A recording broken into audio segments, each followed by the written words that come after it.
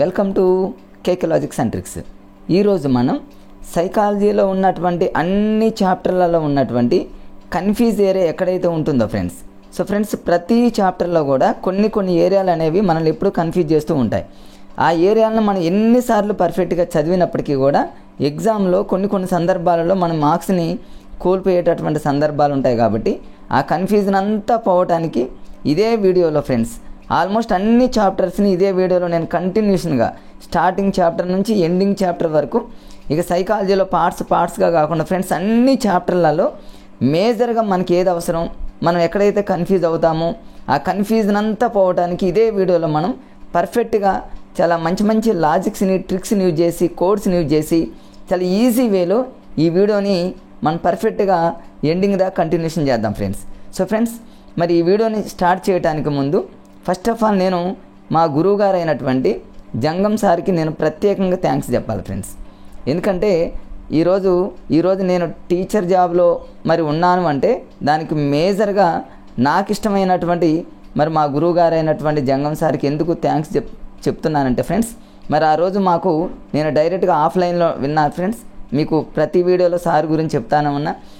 Online క్లాసుల కంటే కూడా ముందు మేము అవనగడ్డ ప్రగతి కోచింగ్ సెంటర్లో సార్ క్లాసులు నేను ఆఫ్లైన్లో విన్నా.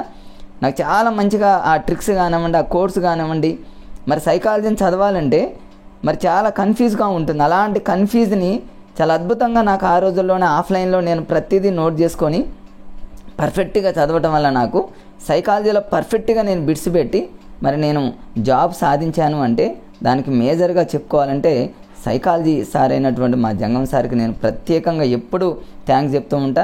సార్కి నేను ఎప్పుడూ రుణపడే ఉంటా నేను.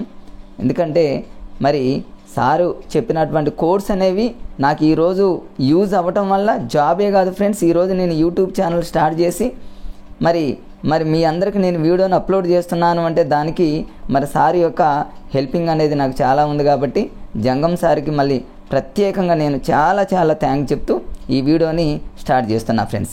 ఫస్ట్ మనం టాపిక్ తీసుకున్నట్లయితే మనందరికీ తెలిసినటువంటి టాపిక్ పెరుగుదల, వికాసము, పరిణతి. సరే, జనరల్గా ఫ్రెండ్స్ మనందరికీ తెలుసు ఈ పెరుగుదల, వికాసము, పరిణతి అనేది మనం అందరం చదువుతాం. మరి ఇక్కడ ఉన్నటువంటి ఈ చాప్టర్లో, ఈ టాపిక్లో జనరల్గా చాలామంది ఎక్కడెక్కడ కన్ఫ్యూజ్ అవుతారో అవే చూద్దాం ఫ్రెండ్స్. ఎందుకంటే ఇక ప్రతిదీ మనకు అవసరం లేదు. ఎందుకంటే చాలామంది చదివి ఉంటారు. జనరల్గా ట్రైనింగ్ చేసేటప్పుడు ఇదంతా పర్ఫెక్ట్గా నమిలే ఉంటారు చాలామంది. కానీ కొన్ని సందర్భాలలో మనం మరి మిస్టేకులు చేస్తాం. కాబట్టి ఆ మిస్టేకులు పోవడానికి మన ఈ వీడియో ఫ్రెండ్స్. మరి ఇక్కడ ఎక్కడ కన్ఫ్యూజ్ అవుతామంటే జనరల్గా చూడండి, పెరుగుదల, వికాసము, పరిణతి డెఫినేషన్ మీద ఎవరు కన్ఫ్యూజ్ కాలే. కానీ మరి చెప్పినటువంటి నిర్వచనాలు ఎవరైతే ఉన్నాయో ఆ శాస్త్రవేత్తల దగ్గర కొంచెం కన్ఫ్యూజ్ అవ్వచ్చు కొన్ని సందర్భాలు. కొంతమంది లాజిక్స్ యూజ్ చేసి అవి చేసి చదువుతూ ఉంటారు. కొత్తగా ఎవరైతే ప్రిపేర్ అవుతూ ఉంటారో మరి వాళ్ళకి ఈ చిన్న లాజిక్స్ అనేవి కొంచెం ఫాస్ట్గా నేను చెప్పుకుంటూ పోతా ఫ్రెండ్స్. మ్యాక్సిమం మీరు ఒక ర్యాపిడ్ రౌండ్ లాగా దీన్ని గమనిస్తూ కంటిన్యూషన్ చేద్దాం.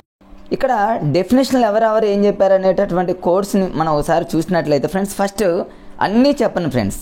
కన్ఫ్యూజ్ అయ్యేటటువంటి ఆ ఏరియానే నేను ఎక్కువ ఫోకస్ చేస్తూ ఉంటాను. మిగతావి నేనేం చెప్పను. ఎందుకంటే తక్కువ టైంలో మనం అన్ని చాప్టర్లు కవర్ చేయాలి. కాబట్టి కొంచెం ఫాస్ట్గా వెళ్ళటానికి ప్రయత్నం చేస్తాం. మీరు కూడా ర్యాపిడ్గా వినటానికి ప్రయత్నం చేయండి ఫ్రెండ్స్. ఫస్ట్ ఎలిజబెత్ హర్లాక్, ఇది అందరికీ తెలిసిందే. అయినప్పటికీ కన్ఫ్యూజ్ అయ్యేటటువంటి సందర్భాలు ఉంటాయి. ఎలిజబెత్ హర్లాక్ మరి నేను ఎలా అంటే నేను చదివింది కాదు ఫ్రెండ్స్. అప్పట్లోనే మా గురువుగారు, మరలా చెప్తున్నా, మా గురువుగారు అయినటువంటి జంగం విశ్వనాథ్ గారు ఈ లాజిక్స్ అన్నీ ఆ రోజుల్లోనే ఆఫ్లైన్లో చెప్పారు. మళ్ళీ వాటిని కన్ఫ్యూజ్ అంతా పోవడానికి మరలా నేను సార్ దగ్గర ఆన్లైన్ క్లాసులు వింటాం. నాకు అన్నింటికీ మరి అవన్నీ కూడా నాకు యూజ్ అయ్యి ఈరోజు మీకు వీడియో దాకా రాగలిగానంటే దానికి కారణం మరి జంగం సారే. కాబట్టి సార్ చెప్పినటువంటి లాజిక్స్ అన్నీ కూడా మీకు ఇక్కడ చెబుతున్నా ఫ్రెండ్స్. మరి అనుకోవచ్చు చాలామంది డిఎస్సి మిత్రులు ఇవన్నీ కూడా సార్ చెప్పిన లాజిక్స్ కదా, సార్ చెప్పిన ట్రిక్స్ కదా అనుకోవచ్చు ఫ్రెండ్స్. ఎవరు చెప్పినప్పటికీ కూడా ఫ్రెండ్స్ మనకు రావాలి. ఇప్పుడు కామెంట్స్ చాలామంది ఇస్తూ ఉంటారు. ఇప్పుడు నేను కామెంట్స్ ఆన్ చేశాను అనుకోండి ఫ్రెండ్స్, ఇది జంగం సార్ చెప్పినటువంటి లాజిక్స్ కదా అంటూ ఉంటారు. సరే, ఎవరు చెప్పినా ఫ్రెండ్స్, మీకు ముందే చెప్పాను మా గురువు గారు అని, ఎవరు చెప్పినప్పటికీ కూడా మనకు ముందు ఆ బిట్ రావాలి, ఆ ఏరియా మనకు అర్థం కావాలి. డిఎస్సిలో మనం జాబ్ సాధించాలి.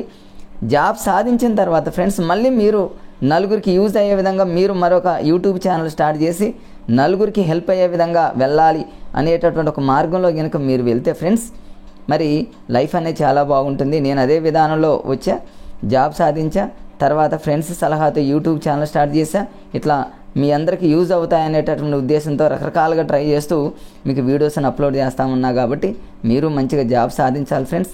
తర్వాత మీకున్నటువంటి టాలెంట్ని అలానే మరుగున పడే విధంగా చేయకుండా నలుగురికి యూజ్ అయ్యేటట్లు చేస్తే అది చాలా మందికి యూజ్ అవుతుంది ఫ్రెండ్స్. ఫస్ట్ చూద్దాం ఎలిజబెత్ హర్లాక్. ఎలిజబెత్ హర్లాక్ దీన్ని ఎలా గుర్తుపెట్టుకోవాలి అంటే నేను కూడా సొంతంగా క్రియేట్ చేసుకున్నాను, మా రూమ్మేట్స్ అంతా కలిసి. ఇక్కడ నుంచి ఫాస్ట్గా వెళ్తా ఫ్రెండ్స్. చూడండి, ఎలిజబెత్ అనగానే ఎలిజబెత్ రాణి అనుకున్నాను నేను. ఎలిజబెత్ రాణి సహజంగా చూడండి, మరి సహజంగా ఎలిజబెత్ రాణి అనగానే మనకు తను గుణాత్మకంగా పరిమాణాత్మకంగా అనే దాన్ని లింక్ చేసుకోండి సరిపోతుంది. అలా కొంతమంది గుర్తుపెట్టుకోవచ్చు. లేదా హర్లాక్ అంటే ఏమో హార్లిక్స్ అని గుర్తుపెట్టుకోండి. పిల్లలు హార్లిక్స్ గనుక తాగినట్లయితే వాళ్ళు గుణాత్మకంగా కానీ వాళ్ళ పరిమాణాత్మకంగా కానీ క్వాలిటీ అండ్ క్వాంటిటీ పరంగా చూసుకుంటే హార్లిక్స్ కానివ్వండి, లేదా మీరు ఎలిజబెత్ రాణితో కానీ లింక్ చేసుకున్నట్లయితే దాన్ని ఈజీగా మీరు గుర్తుపెట్టుకోవచ్చు ఫ్రెండ్స్. నెక్స్ట్ రెండవది అండర్సన్ లేదా కొన్ని పుస్తకాలు ఆండర్సన్ అంటారు, ఏదైనా అండర్సన్ అనుకోండి. దీన్ని ఎలా గుర్తుపెట్టుకోవచ్చు అంటే ఫ్రెండ్స్, మరి అండా అంటే ఎగ్ కదా ఫ్రెండ్స్. ఎగ్ అనేది చూడండి, దాని ఆకారం ఏ షేప్లో ఉంటుంది అనేది ఎగ్ షేప్లో ఉంటుంది అని గుర్తుపెట్టుకోండి. లేదా సన్ అంటేనే ఒక పిల్లవాడు యొక్క ఆకారం ఎలా ఉంటుంది అనేది కేవలం మన స్టార్టింగ్ ఆకారం అనే పదంతో లింక్ చేసుకున్నట్లయితే అండా కానీ సన్తో కానీ గుర్తుపెట్టుకోండి, చాలా ఈజీ ఫ్రెండ్స్. తర్వాత క్రెక్స్ అన్నీ నేను ఇక్కడ రాశాను ఫ్రెండ్స్, మీకు ఇక్కడ చూడండి రాసా ప్రతిదీ కూడా. క్రెక్స్ అంటేనేమో నేను అప్పట్లో ఎలా గుర్తుపెట్టుకున్నానంటే మా సార్ చెప్పారు ఇదే కోడ్, నాకు అప్పటికి ఐడియా రాలేదు. నేను చదువుతూ ఉన్న టైం, నేను ట్రైనింగ్ చేస్తూ ఉన్న టైంలో బైహార్డ్ చేసామే కానీ లాజిక్స్ అనేవి ఆ రోజుల్లో తెలియదు. జంగం సారు ఈ కోర్స్ చెప్పిన దగ్గర నుంచి నాకు అనిపించింది, ఓహో దీన్ని ఇలా కూడా చదవచ్చా.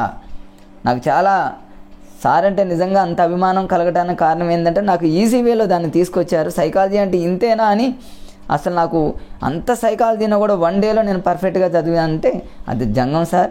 ఆ క్రెడిట్ జంగం సార్కి తప్ప మరొకరికి రాదనేది నా ఒపీనియన్ ఫ్రెండ్స్. క్రెక్స్ అంటే క్రై అని గుర్తుపెట్టుకున్నాను నేను. క్రై అంటే చూడండి, పిల్లలు ఏడుస్తూ ఉంటారు ఏ టైంలో. సంరచన అంటే సొంతంగా రాసేటప్పుడు, ఆలోచన మనం ఏదైనా థింకింగ్ చేసేటప్పుడు మన క్రై అంటే ఏడుస్తూ ఉన్నట్టు లాజిక్, అంతే ఫ్రెండ్స్. నెక్స్ట్ వచ్చేసి గెస్సెల్ అంటే ఏమో గెస్ చేయటం. గెస్ ఎప్పుడు చేస్తాం మనం అంటే ఏదైనా ఒక మ్యాథ్స్లో ఉన్నటువంటి ప్రాబ్లమ్స్ మనం ఎడిషన్స్ కానివ్వండి అంటే సంకలనం అనే పదం చేసేటప్పుడు గెస్ చేస్తాం, అంటే డైరెక్ట్గా చెప్తాం అన్నట్టు గుర్తుపెట్టుకోండి. మరలా ఇక్కడ క్రైగ్ అన్నాడు ఫ్రెండ్స్. క్రైగ్ అంటే క్రై అని గుర్తుపెట్టుకోండి, ఈజీగా ఉంటుంది.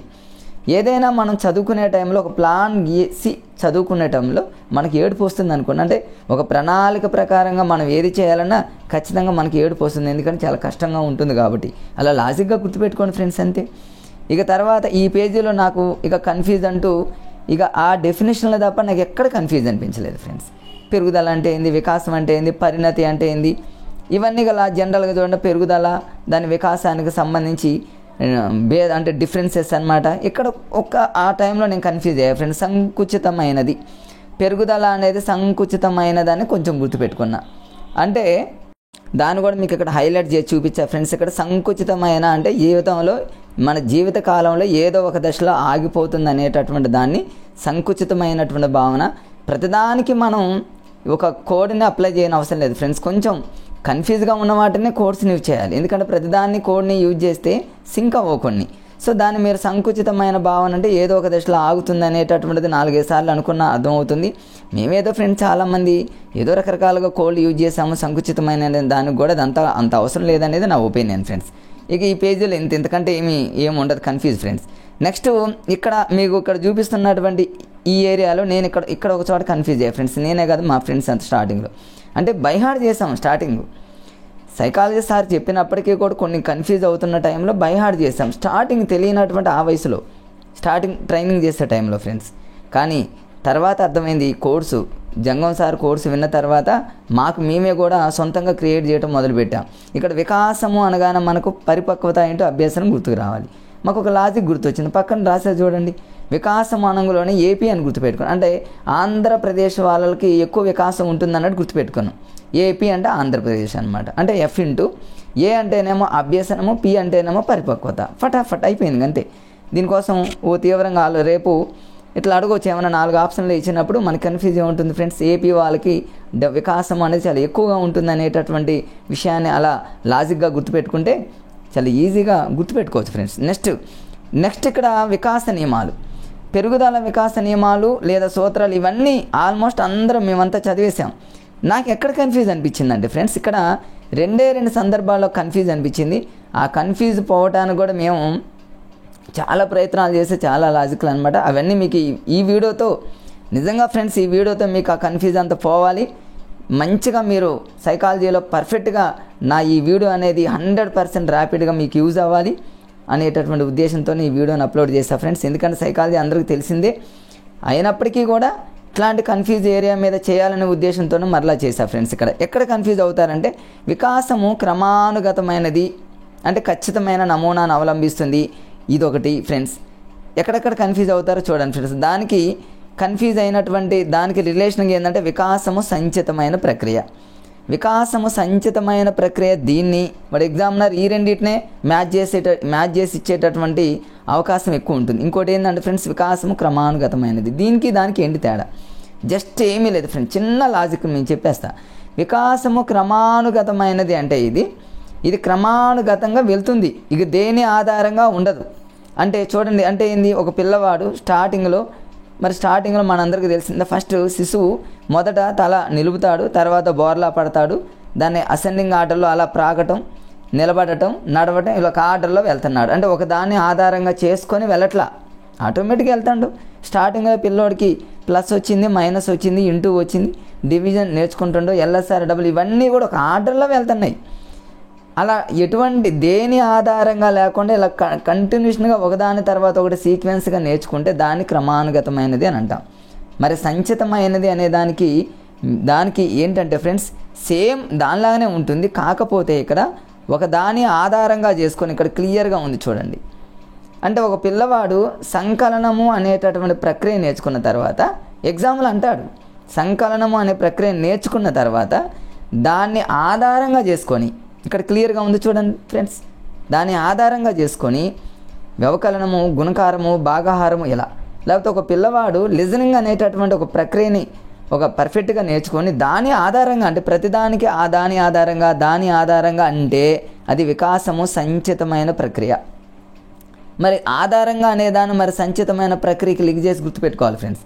దానికి కూడా మేము ఏదో ఒక హాస్యంగా గుర్తుపెట్టుకున్నాం. సంచితమైన దానికి మా ఫ్రెండ్ ఒక అతను సంచి అనేటటువంటి ఒక లాజిక్ పెట్టాడు. తను మా డిఎస్ ఎప్పుడు కరీంనగర్లో డిస్ట్రిక్ట్ టాపర్ ఫ్రెండ్స్.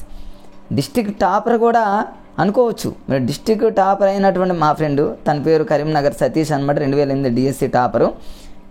ఈ కోడ్ పెట్టేశాడు, సంచితమైన సంచి అన్నాడు. ఏంటి సంచి అని అడిగితే తను అన్నాడు, ఈ సంచిలో రకరకాలైనటువంటి ఐటమ్స్ ఉంటాయి అని చెప్పాడు మాతో. ఐటమ్స్ అంటే ఏంది, ఏవైనా ఉండొచ్చు. అంటే ఇప్పుడు దీనికి ఒక చిన్న ఎగ్జాంపుల్ మీకు ఇక్కడ ఉంది ఫ్రెండ్స్, మీరు చదవండి తెలుస్తుంది. ఒక పిల్లవాడికి దంతాలు వచ్చినప్పుడు అకస్మాత్తుగా వచ్చినాయి అని మనం అనుకుంటాం, ఇదేంటంటాడు, అకస్మాత్తుగా వచ్చినాయి అనుకుంటాం, ఇదేంటి అంటే అది సంచితమైన ప్రక్రియ. మరి మా ఫ్రెండ్ డిస్కషన్ చేసింది ఏంటంటే, ఈ సంచిలో ఆల్రెడీ ఉన్నాయి, పళ్ళు ఉన్నాయి, అంటే ఆల్రెడీ ఉన్నాయి కాబట్టి ఆ పన్ను వచ్చినప్పుడు అకస్మాత్తుగా వచ్చింది అనుకుంటాం అనేది ఒక హాస్యంగా చెప్పడం జరిగింది. ఈ సంచిని ఆధారంగా చేసుకొని, సంచిలో ప్లస్లు మైనస్లు అన్నీ ఉంటాయి, ఎల్ఎస్ఆర్ డబ్ల్యూలు అన్నీ ఉంటాయి. ఈ సంచిని ఆధారంగా చేసుకొని రెండు బిట్లు ఫ్రెండ్స్. ఇక్కడ అడిగితే దేన్నైనా ఆధారంగా చేసుకొని ఒక ఆర్డర్లో వెళ్తే మాత్రం సంచితమైన ప్రక్రియ, అదొక బిట్టు, అదొక ప్రాసెస్. రెండోది, ఒక పిల్లవాడికి సడన్గా ఎక్కాల టేబుల్ చెప్తున్నాడు ఏంది, సడన్గా పళ్ళు వచ్చాయేంటి, సడన్గా జరిగింది ఏంది, ఇట్లా ఒకవేళ ఎగ్జామ్లో అడిగితే మాత్రం అది సంచితమైన ప్రక్రియ. దాన్ని ఎలా గుర్తుపెట్టుకుంటారంటే, అది సంచి, ఆల్రెడీ సంచిలో ఉన్నాయి. ఆల్రెడీ సంచిలో ఉన్నప్పుడు అకస్మాత్తుగా ఏముంది, అట్లా ఒక లింక్ చేసుకొని కనుక సంచితో మీరు లింక్ చేసుకుంటే ఈ రెండింటిని కన్ఫ్యూజ్ లేకుండా మీరు చదువుకోవచ్చు ఫ్రెండ్స్. వికాసము క్రమానుగతమైనది అనే దాన్ని లింక్ చేసి ఫ్రెండ్స్, ఖచ్చితంగా ఎగ్జామినర్ ఎప్పుడు చూడండి వికాసము సంచిత ప్రక్రియ ఈ రెండింటికే లింక్ చేసి అడిగేటటువంటి అవకాశం ఉంది. కాబట్టి ఇలా లాజిక్గా మీరు గుర్తుపెట్టుకోవడానికి ప్రయత్నం చేయండి, మీకు కన్ఫ్యూజ్ అనేది ఉండదు ఫ్రెండ్స్. ఇక నెక్స్ట్ చూద్దాం. ఇంక ఇవన్నీ నాకు ఇక్కడ కన్ఫ్యూజ్ ఏం లేదు ఫ్రెండ్స్. ఇంకా రెండు, ప్రాగుక్తీకరించడం మనందరికీ తెలుసుగా ఫ్రెండ్స్. ప్రాగుక్తీకరించడం అంటే ఏంది, ఒక పిల్లవాడిని మనం చూసి వాడుకున్నటువంటి యాక్టివ్నెస్ని చూసి వాడి భవిష్యత్తుని మనం ముందే చెప్పొచ్చు, దాన్ని ప్రాగుక్తీకరించడం అని అంటారు. దీన్ని ఈజీ గుర్తుపెట్టుకోవచ్చు. ప్రాగుక్తీకరించడం అంటే ప్రా అంటేనేమో ఎఫ్ అనుకోండి ఫ్రెండ్స్, ప్రా అంటేనేమో ఫ్రా అనుకోండి, అంటే ఎఫ్ అంటేనేమో ఫ్యూచర్ అని గుర్తుపెట్టుకోండి, అది లింక్ చేసుకోండి. అట్లా అంతే కదా, ఈజీగా ఉంటుంది కదా ఫ్రెండ్స్. రేపు పిల్లవాడు రేపు ఏదైనా ఎగ్జామ్లో భవిష్యత్ అనే పదం అడిగిన అనుకోండి, ఫ్యూచర్ అంటే ఫ్యూచర్ అంటే ఎఫ్ అని గుర్తుపెట్టుకోండి. అంతే, క్షణాల్లో మీకు ఎగ్జామ్లో ఆలోచన వస్తుంది, ఆ థాట్ వస్తుంది, మార్కు మీకు వెంటనే రావడానికి మరి అవకాశం ఉంది ఫ్రెండ్స్. నెక్స్ట్ ఇక్కడ చూడండి, ఇంకా అవన్నీ అయిపోయింది ఫ్రెండ్స్. నెక్స్ట్ వ్యక్తి వికాసంపై అనువంశికత, పరిసరాల ప్రభావము, రెండింటి ప్రభావం ఉంటుంది. అది గుర్తుపెట్టుకోండి, అందరికీ తెలుసు ఫ్రెండ్స్. వ్యక్తి వికాసంపై అనువంశికత ప్రభావం ఉంటుంది, పరిసరాల ప్రభావం ఉంటుంది, ఆ రెండింటి ప్రభావం ఉంటుంది. ఆప్షనల్స్లో చాలాసార్లు అడిగారు, గుర్తుపెట్టుకోండి.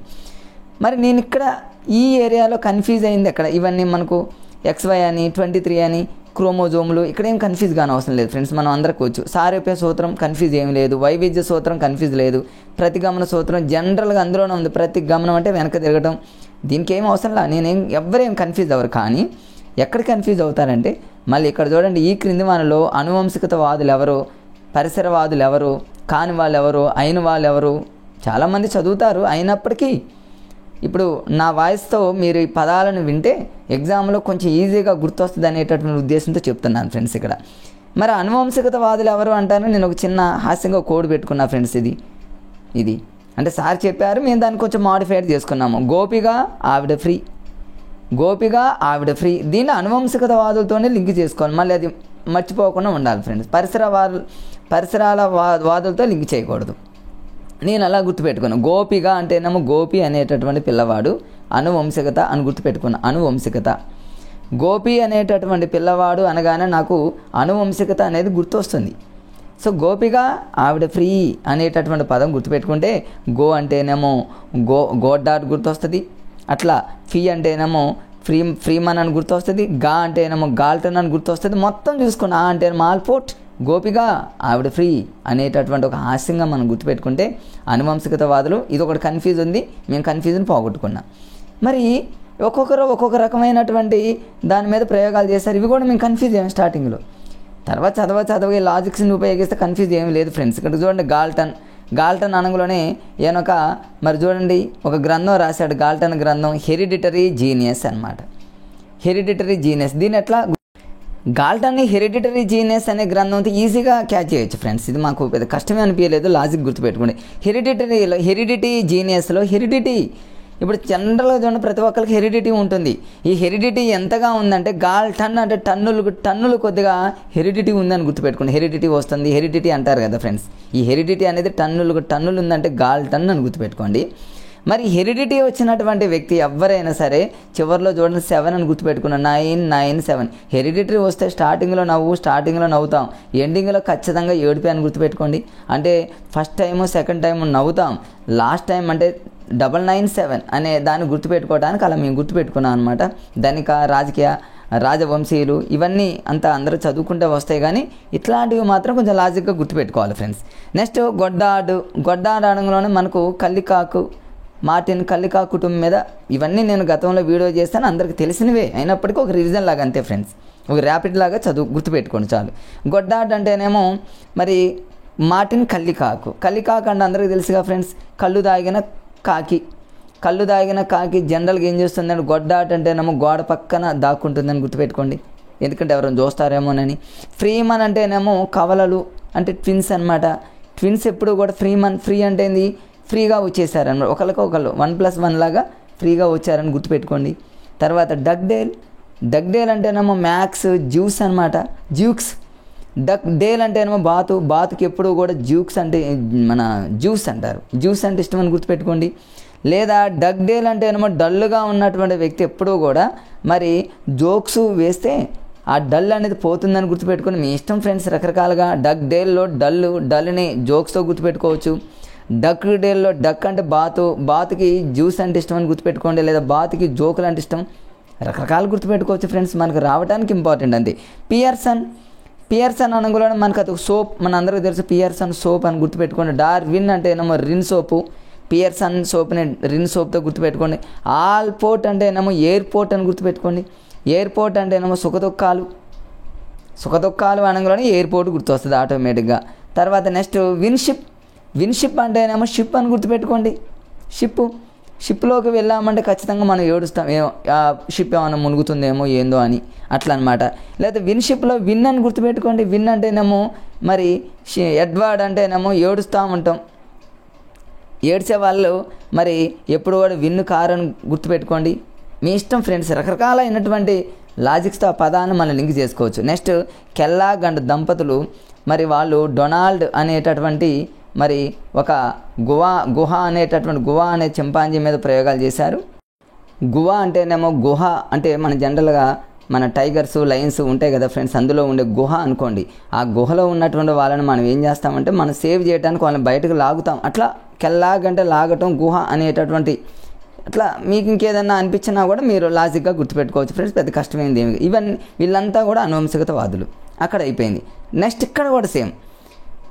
అంతకుముందు దాన్ని మనం అలా గోపిగా ఆవిడ ఫ్రీ అంటే గోపి అనే పదాన్ని అనువంశికత అనే దాంతో లింక్ చేసి గుర్తుపెట్టుకున్నాం. ఇక్కడ పరిసరవాదులు. పరిసరాలు అనగానే మనకి ఎన్విరాన్మెంట్ కదా ఫ్రెండ్స్. ఎన్విరాన్మెంట్ అంటే ఏంది? న్యాచురల్ సైన్సే కదా. దీన్ని ఈజీగా క్యాచ్ చేయొచ్చు. చూడండి దీనికి లాజిక్, దీనికి కోడ్ ఏంటంటే ఇలా గుర్తుపెట్టుకోవచ్చు ఫ్రెండ్స్. ఇక్కడ ఎన్ఎస్ బావా గోఫ్రీ, ఎన్ఎస్ బావా గోఫ్రీ ఇట్లా గుర్తుపెట్టుకోండి. ఎన్ఎస్ అనే పదాన్ని పరిసరానికి ఎందుకు లింక్ చేసుకోవచ్చు అంటే న్యాచురల్ సైన్స్ అంటేనే పరిసరాలు కదా ఫ్రెండ్స్. అట్లా ఎన్ఎస్ బావా గోఫ్రీ. ఇందాక గోపిగా ఆవిడ ఫ్రీ అంటేనేమో అనువంశికతవాదులు, గోపి అనేదాన్ని అనువంశికతకు లింక్ చేస్తే ఎన్ఎస్ అనేది న్యాచురల్ సైన్స్ కాబట్టి పరిసరాలతో మనం లింక్ చేసినట్లయితే ఎన్ఎస్ బావా గోఫ్రీలో అందరూ వస్తారు. సేమ్ దీంట్లో కూడా రకరకాలైనటువంటి చూడండి ఇక్కడ బోరింగ్ లాంగ్ ఫీల్డ్, దానికంటే పైన వాట్సన్ అని వీళ్ళందరిని మనం ఈజీగా గుర్తుపెట్టుకోవడానికి ఇక్కడ ప్రయత్నం చేద్దాం ఫ్రెండ్స్. ఫస్ట్ ఇక్కడ చూడండి boring long field and weld అనగానే జన్యువులు తప్ప అంటే జన్యువులతో లింక్ చేసుకున్నాం అనుకోండి. జన్యువులు అంటే జనం అని గుర్తుపెట్టుకోండి ఫ్రెండ్స్. జనం అంటే ప్రజలు, పీపుల్స్ అనమాట. జనరల్గా చూడండి వాళ్ళు ఎప్పుడు కూడా బోరింగ్ అంటే లాంగ్ ఫీల్డ్ అనమాట. ఎక్కువ కాలం ఏదైనా పని చేస్తే వాళ్ళకి బోర్ కలుగుతుందని గుర్తుపెట్టుకోండి. జన్యువులు అంటే జనం అని గుర్తుపెట్టుకోండి. నెక్స్ట్ రెండవది, నెక్స్ట్ డెఫినేషన్ చూడండి ఫ్రెండ్స్. వుడ్ వర్త్ అంటేనేమో వుడ్ అని గుర్తుపెట్టుకోండి. వుడ్ అంటేనేమో ఇక బయట కారకాలు అంటే బయట నుంచి తీసుకొస్తాం అనమాట. బయట కారకాలు అని గుర్తుపెట్టుకోండి. బయట నుంచి మనం వుడ్ తీసుకొస్తాం. ఫ్రేమన్ అంటే ఎంతోమందినే ఫ్రీగా వస్తారు అంటే కవలలు ట్విన్స్ 1+1 లాగా. తర్వాత గోర్డన్ అంటేనేమో చాలా ఘోరం జరిగిందంటేనేమో పడవ నడిపేటటువంటి పిల్లలు, పడవ మీద ప్రయాణం చేస్తూ ఉంటే పిల్లలు ఒక ఘోరం జరిగిందని గుర్తుపెట్టుకోండి. న్యూమన్ అంటేనేమో 19 రకాల సమరూప కవలలు. దీన్ని ఎట్లా గుర్తుపెట్టుకుంటారు? న్యూ అంటేనేమో 9 కదా ఫ్రెండ్స్. 19లో 9 ఉంది, మనం ఈజీ గుర్తుపెట్టుకోవచ్చు. న్యూమన్లో అంటే ఎన్ అనే దాంతో లింక్ చేసుకుంటే 19 లాగా ఈజీ గుర్తుపెట్టుకోవచ్చు ఫ్రెండ్స్. తర్వాత స్కొడాక్ అంటేనేమో డక్ అని గుర్తుపెట్టుకోండి. డక్ అనంలోనే ఈ డక్ అనేది 116 రూపాయలలాగా అనమాట. 116 ఆ డక్ ఆ బాతు ఖరీదు 116 అంటే 116 పాయింట్లు అని గుర్తుపెట్టుకోండి. ఇక్కడ 87.7 ఈ రెండింటిని మీరు ఈజీగా గుర్తుపెట్టుకోవచ్చు ఫ్రెండ్స్. ఎందుకంటే వాళ్ళని అది పెద్ద కష్టమైంది కాదు కాబట్టి అది ఈజీగా మీరు జనరల్గా ట్రైనింగ్ చేసేటప్పుడు ఇవన్నీ నోట్ అయ్యి ఉంటాయి కాబట్టి ప్రతిదానికి అవసరం లేదు ఫ్రెండ్స్. మీకు ఆల్రెడీ వచ్చు కాబట్టి వాటి జోలికి నేను వెళ్ళట్లేదు. తర్వాత ఇక వాట్సన్, జేబీ వాట్సన్ మీరు వాట్సాప్తో లింక్ చేసుకుంటే వాట్సాప్ చూసే వాళ్ళు జనరల్గా చూడండి ఒక రౌడీ కావచ్చు, ఒక దొంగ కావచ్చు, ఒక మంచోడు కావచ్చు, ఏదైనా కావచ్చు. డైలీ మనం వాట్సాప్ యూజ్ చేస్తున్నామంటే అట్లా ఒక హాస్యంగా గుర్తుపెట్టుకోండి. తర్వాత డబ్ల్యూసీ బాగ్లే అంటేనేమో బాగోలేదు. ఏం బాగలేదు? పరిసరాలు బాగోలేదు. మన ఇంటి దగ్గర పరిసరాలు బాగోలేదని గుర్తుపెట్టుకోండి. మరి బాగ్లే రాసినటువంటి గ్రంథం మనందరికీ తెలిసిన గ్రంథం ఎడ్యుకేషనల్ డిటర్మినిజం అని గుర్తుపెట్టు. డిటర్మినిజం బాగోలేదు. డిటర్జెంట్ సోప్ ఉంది కదా ఫ్రెండ్స్, అది మనకు బాగోలేదు అని గుర్తుపెట్టుకోండి. ఇంతే ఫ్రెండ్స్, ఇంతే. ఇక ఎన్ఎస్ బావా గోఫ్రీ అనగానే మనకు పరిసరాలు గుర్తు రావాలి. గోపిగా ఆవిడ ఫ్రీ అంటేనేమో అనువంశికతవాదులు గుర్తొస్తారు. వీళ్ళందరినీ ఇట్లా గుర్తుపెట్టుకోవచ్చు ఫ్రెండ్స్. నేను ఇక్కడ ఏరియాలో కొద్ది కన్ఫ్యూజ్ అనిపించింది. ఆ కన్ఫ్యూజ్గా ఉన్న వాటిని మీకు కొంచెం గుర్తు చేయడం కోసం ఇలా లాజిక్స్ ద్వారా చెప్పడానికి ఫ్రెండ్స్. ఇవన్నీ కూడా అవసరం లేదు. తర్వాత వ్యక్తి వికాసంలో దశలు, ఇవి కూడా పెద్ద కష్టమేం కాదు, అందరికీ తెలుసు. ఎలిజబెత్ హర్లాక్ అనగానే మనకు 10 దశలను గుర్తుపెట్టుకొని సరిపోతుంది. 10 దశలు అది కూడా గుర్తు రాలేదనుకోండి ఫ్రెండ్స్. హర్లాక్ అంటేనేమో ఎలిజబెత్ రాణి చూడండి. ఎలిజబెత్ రాణి 10 దశలో అని గుర్తుపెట్టుకోండి. ఎలిజబెత్ రాణి అంటే ఒక 10 దశల్లో ఉంటుందనో లేకపోతే 10 రూపీస్ అనో రకరకాలుగా మీ ఇష్టం ఎట్లని గుర్తుపెట్టుకోవచ్చు ఫ్రెండ్స్. లేదా హార్లిక్స్ డబ్బా 10 రూపీస్ అనో. ఇది పెద్ద కష్టమేమి కాదు. ఎలిజబెత్ హర్లాక్ అనగానే 10 దశలు అంటే మన అందరికి పెద్దగా చదువు ఉంటాం కాబట్టి పెద్ద కష్టమేం కాదు ఫ్రెండ్స్. తర్వాత ఇందులో ఈ 3 దశలు జైగోడ్ దశ, ఎంబ్రియో దశ, దీని చిన్న మనిషి ఆకారం, ప్రధానికి మీకు ప్రతిదాని జోలికి వెళ్ళట్లేదు ఫ్రెండ్స్. జనరల్గా ఉన్న వాటిని మీరు చదువుకుంటారు, వాటి జోలికి వెళ్ళను. కన్ఫ్యూజ్గా ఉన్న వాటిని కొంచెం ఫాస్ట్గా ర్యాపిడ్గా వెళ్తున్నా, అది గమనించండి. మిగిలిన వాటిని కూడా నేను హైలైట్ చేసా ఫ్రెండ్స్, వాటిని కూడా మీరు యూజ్ చేసుకోండి. తర్వాత ఇక శైశవ దశ. శైశవ దశ అనగానే మీకు చాలామందికి ఇయర్ గుర్తుపెట్టుకోవడానికి కన్ఫ్యూజ్ అవుతూ ఉంటారు. శైశవ దశ, శైశవ దశను ఎలా గుర్తుపెట్టుకుంటారంటే జనరల్గా చూడండి, శైశవాలో 2 మెలకల షా చూడండి, స్టార్టింగ్ షా ఉంది, రెండు షాలు ఇచ్చాక ఫ్రెండ్స్ అలా గుర్తుపెట్టుకోండి. ఒకటి మరి శైశవాలో ఒకటి ఇచ్చిండు, మళ్ళీ ఒక సేమ్ ఉంది కాబట్టి ఫస్ట్ ఇది 2 అనుకోండి, రెండోది కూడా 2 అనుకోండి. 2 వీక్స్ టు 2 ఇయర్స్ అన్నట్టు గుర్తుపెట్టుకోండి ఫ్రెండ్స్. శైశవ దశ యొక్క కాలం అనగానే 2 వారాల నుంచి 2 సంవత్సరాలు, 2 మెలకల షాలు వచ్చినాయి, 2 షా వచ్చినాయి కాబట్టి 2 అని గుర్తుపెట్టుకోండి, ఈజీగా గుర్తుంటుంది ఫ్రెండ్స్. తర్వాత ఇక్కడ ఇంకా దీంట్లో ఇంకొక లాజిక్ కూడా ఉంది. మరి శైశవాలో ఎస్ ఇంగ్లీష్ లెటర్ తీసుకుంటే ప్రతిదీ కూడా ఇందులో స్పీడ్గా జరుగుతుందని గుర్తుపెట్టుకోండి. పెరుగుదల చాలా స్పీడ్గా జరుగుతుంది, ప్రతిదీ కూడా చాలా ఫాస్ట్గా జరుగుతుంది. ఏ దశ అన్నాడు అనుకోండి, స్పీడ్గా ఎస్ అన్నాం కాబట్టి శైశవాలో ఎస్ అంటే ఏమో స్పీడ్గా అని గుర్తుపెట్టుకోండి. 2 మెలకల షాలు ఇచ్చింది కాబట్టి మరి 2 అని గుర్తుపెట్టుకుంటే 2 వీక్స్ టు 2 ఇయర్స్ అని ఈజీగా గుర్తుపెట్టుకోవచ్చు. ఎస్ అంటే ఏమో శైశవం అంటే చాలా ఫాస్ట్గా ఉంటుందని గుర్తుపెట్టుకోండి. ఇక అంతే ఫ్రెండ్స్. ఇక కన్ఫ్యూజ్గా ఇక్కడ చూడండి, మళ్ళీ 2 నెలలు నిండిన తర్వాత పిల్లవాడు ఏం చేస్తాడంటే రంగుల మధ్య ఉన్నటువంటి తేడాలను గుర్తిస్తాడు. ఈ 2 నెలలను ఎలా గుర్తుపెట్టుకుంటారంటే 2 నెలలు అనగానే 2 కళ్ళను గుర్తుపెట్టుకోండి. రంగుల మధ్య ఉన్నటువంటి మరి మనం ఆ భేదాన్ని గమనించాలంటే 2 కళ్ళు కావాలి కదా ఫ్రెండ్స్. 2 కళ్ళు కావాలంటే 2 నెలలను గుర్తుపెట్టుకోండి. రేపు 3 నెలలు, 4 నెలలు, 2 నెలలు అన్నాడు అనుకోండి, రంగుల మధ్య ఆ భేదాన్ని గుర్తించాలంటే 2 కళ్ళు కావాలి కాబట్టి 2 అని లాజిక్గా గుర్తుపెట్టుకుంటే ఈజీ ఫ్రెండ్స్. ఇక మిగతావి జనరల్గా మీరు చూడండి ఫ్రెండ్స్, అంతా మీకు వచ్చి కాబట్టి వాటి జోలికి నేనేం పోవట్లేదు. తర్వాత ఇవి ఈజీగానే ఉంటాయి. కన్ఫ్యూజ్గా ఉన్న దాని దగ్గరికి వెళ్తాను నేను. ఇక్కడ ఒకటి ఉంది చూడండి ఫ్రెండ్స్, మొక్కై వంగనది మ్రాణై వంగున. చాలాసార్లు అడిగాడు కదా ఫ్రెండ్స్, ఇది చాలామంది కన్ఫ్యూజ్ అవుతూ ఉంటారు. మొక్కై వంగనది మ్రాణై వంగున అనే సామెత ఏ దశకు చెందిందంటే వెంటనే వితిన్ సెకండ్లో పెట్టే లాజిక్ ఏంటంటే ఇక్కడ శైశవాలో 2 మెలకలు ఉన్నాయి కదా ఫ్రెండ్స్, ఇదే వంగలేదు చూడండి, మెలకలుగా ఉన్న ఇదే వంగలేదు, ఈ మామూలు షాట్లో వంగిద్ది అనుకోండి అంతే. రేపు ఇదే అడిగాడు అనుకోండి, ఇది మీకు హాస్యంగా దీని గుర్తొస్తే శైశవ దశ పెట్టేసేయండి ఫ్రెండ్స్, అంతే. నెక్స్ట్ బాల్య దశ. బాల్య దశకు సంబంధించి లాజిక్స్ అందులోనే ఉన్నాయి చూడండి, అన్నీ అందులోనే చెప్పేస్తాం మీకు చూడండి. దీంట్లో బాల్య దశలో పూర్వ బాల్య దశ అని ఒకటి ఉంది, ఉత్తర బాల్య దశ ఒకటి ఉంది. స్కూల్కి వెళ్ళకముందు పూర్వ బాల్య దశ, స్కూల్కి వెళ్ళి చదువుకుంటూ ఉంటే అది ఉత్తర బాల్య దశ, మన అందరికీ తెలుసు ఫ్రెండ్స్. ఇంకా ఫాస్ట్గా పెట్టడానికి టెక్నిక్స్. పూర్వ బాల్య దశలోనే స్టార్టింగ్ లెటర్ మీరు పు అంటే పా తీసుకున్నట్లయితే ప్రమాద వయసు అని దేని పిలుస్తారు, పూర్వ బాల్య దశ. ప్రశ్నించే వయసు అన్నీ పాతోనే స్టార్ట్ అవుతాయి చూడండి. ఇట్లాంటి లాజిక్స్ మన చేతుల్లో ఉండాలి ఫ్రెండ్స్. ఇవన్నీ కొన్ని ఆయుధాలు. డిఎస్సిలో కొన్ని ఏరియాలో స్పీడ్గా వెళ్ళడానికి ఇది టెక్నిక్స్ అనమాట. ఇట్లాంటివి తప్పదు. పూర్వ బాల్య దశలో పా అనే పదం వచ్చింది కాబట్టి అన్ని పాతో వచ్చినన్ని పూర్వ బాల్య దశ అనుకోండి. ఇక్కడ ప్రమాద వయసు, ప్రశ్నించే వయసు, అట్లా అనమాట. అన్వేషించే వయసు అనగానే పూర్వకాలంలో ఉండేటటువంటి వాళ్ళు ఎక్కువగా అన్వేషణ చేస్తూ ఉంటారు, జంతువుల అన్వేషణ అంటారు కదా, అట్లా అనమాట. పూర్వకాలంలో ఉండేవాళ్ళు జనరల్ చూడండి వాగుడుకాయ వాగుతూ ఉంటారు, మనం చెప్పినా కంట్రోల్ అవ్వరు, అదొకటి. అన్వేషణ దశ అనగానే మీకు వెంటనే పూర్వ బాల్య దశ గుర్తు రావాలి. కొంతమంది ఏమో ఉత్తర బాల్య దశ అనుకోవచ్చు, కొత్తగా ప్రిపేర్ అవుతున్నటువంటి ఆస్పిరెంట్స్. మీరు కన్ఫ్యూజ్ కానవసరం లేదు ఫ్రెండ్స్. పూర్వకాలంలో ఉండేవాళ్ళు ఏం చేస్తారంటే అన్వేషణ చేస్తూ ఉంటారు, జంతువుల అన్వేషణ కానివ్వండి, ఎక్కువగా సెర్చ్ చేస్తూ ఉంటారు అనుకోండి అట్లా.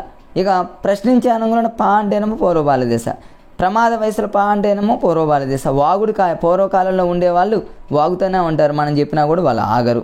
ప్రమాద వయసులో పా అని ఉంది కదా ఫ్రెండ్స్, అందులో అన్నీ ఉన్నాయి ఇంతే. కొన్ని గుర్తుపెట్టుకోవడానికి మీకు అంటే నేను ఎక్కడైతే ఎగ్జామ్లో ఫేస్ చేశానో మా గ్రూప్లో ఉన్నటువంటి మేము 5గురం జాబ్ కొట్టాం కాబట్టి ఫ్రెండ్స్, మేము 5గురం ఎక్కడెక్కడైతే ప్రాబ్లమ్స్ని ఫేస్ చేశామో అవన్నీ మీకు ఇక్కడ ఈ వీడియోలో తెలియజేస్తున్నా కాబట్టి ఫ్రెండ్స్, వీటన్నింటిని మీరు మంచిగా యూజ్ చేసుకోండి. సైకాలజీలో మ్యాక్సిమం బిట్టు పోకుండా చూసుకోండి ఫ్రెండ్స్, అంతేగా ఒక్క బిట్టు కూడా పోవడానికి వీల్లేదు. సైకాలజీ అనేది మనకు ఆయువు పట్టు, అదొక హార్ట్ లాంటిది.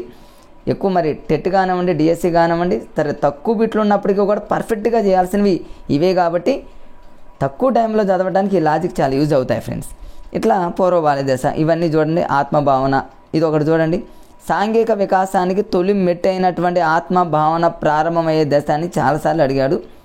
కొంతమంది ఉత్తర బాల్య దశ కూడా పెట్టేశారు ఫ్రెండ్స్. కానీ నేను చెప్పే లాజిక్ ఇప్పుడు చెప్తే వెంటనే పూర్వ బాల్య దశ అంటారు. చూడండి ఆత్మభావన అనగా ఆత్మ అని గుర్తుపెట్టుకోండి. ఆత్మలు అంటారు కదా ఫ్రెండ్స్, ఈ ఆత్మలు ఉన్నాయని నమ్మేది ఎవరు? పూర్వకాలంలో ఉండేవాళ్ళు ఎక్కువగా నమ్ముతూ ఉంటారనమాట.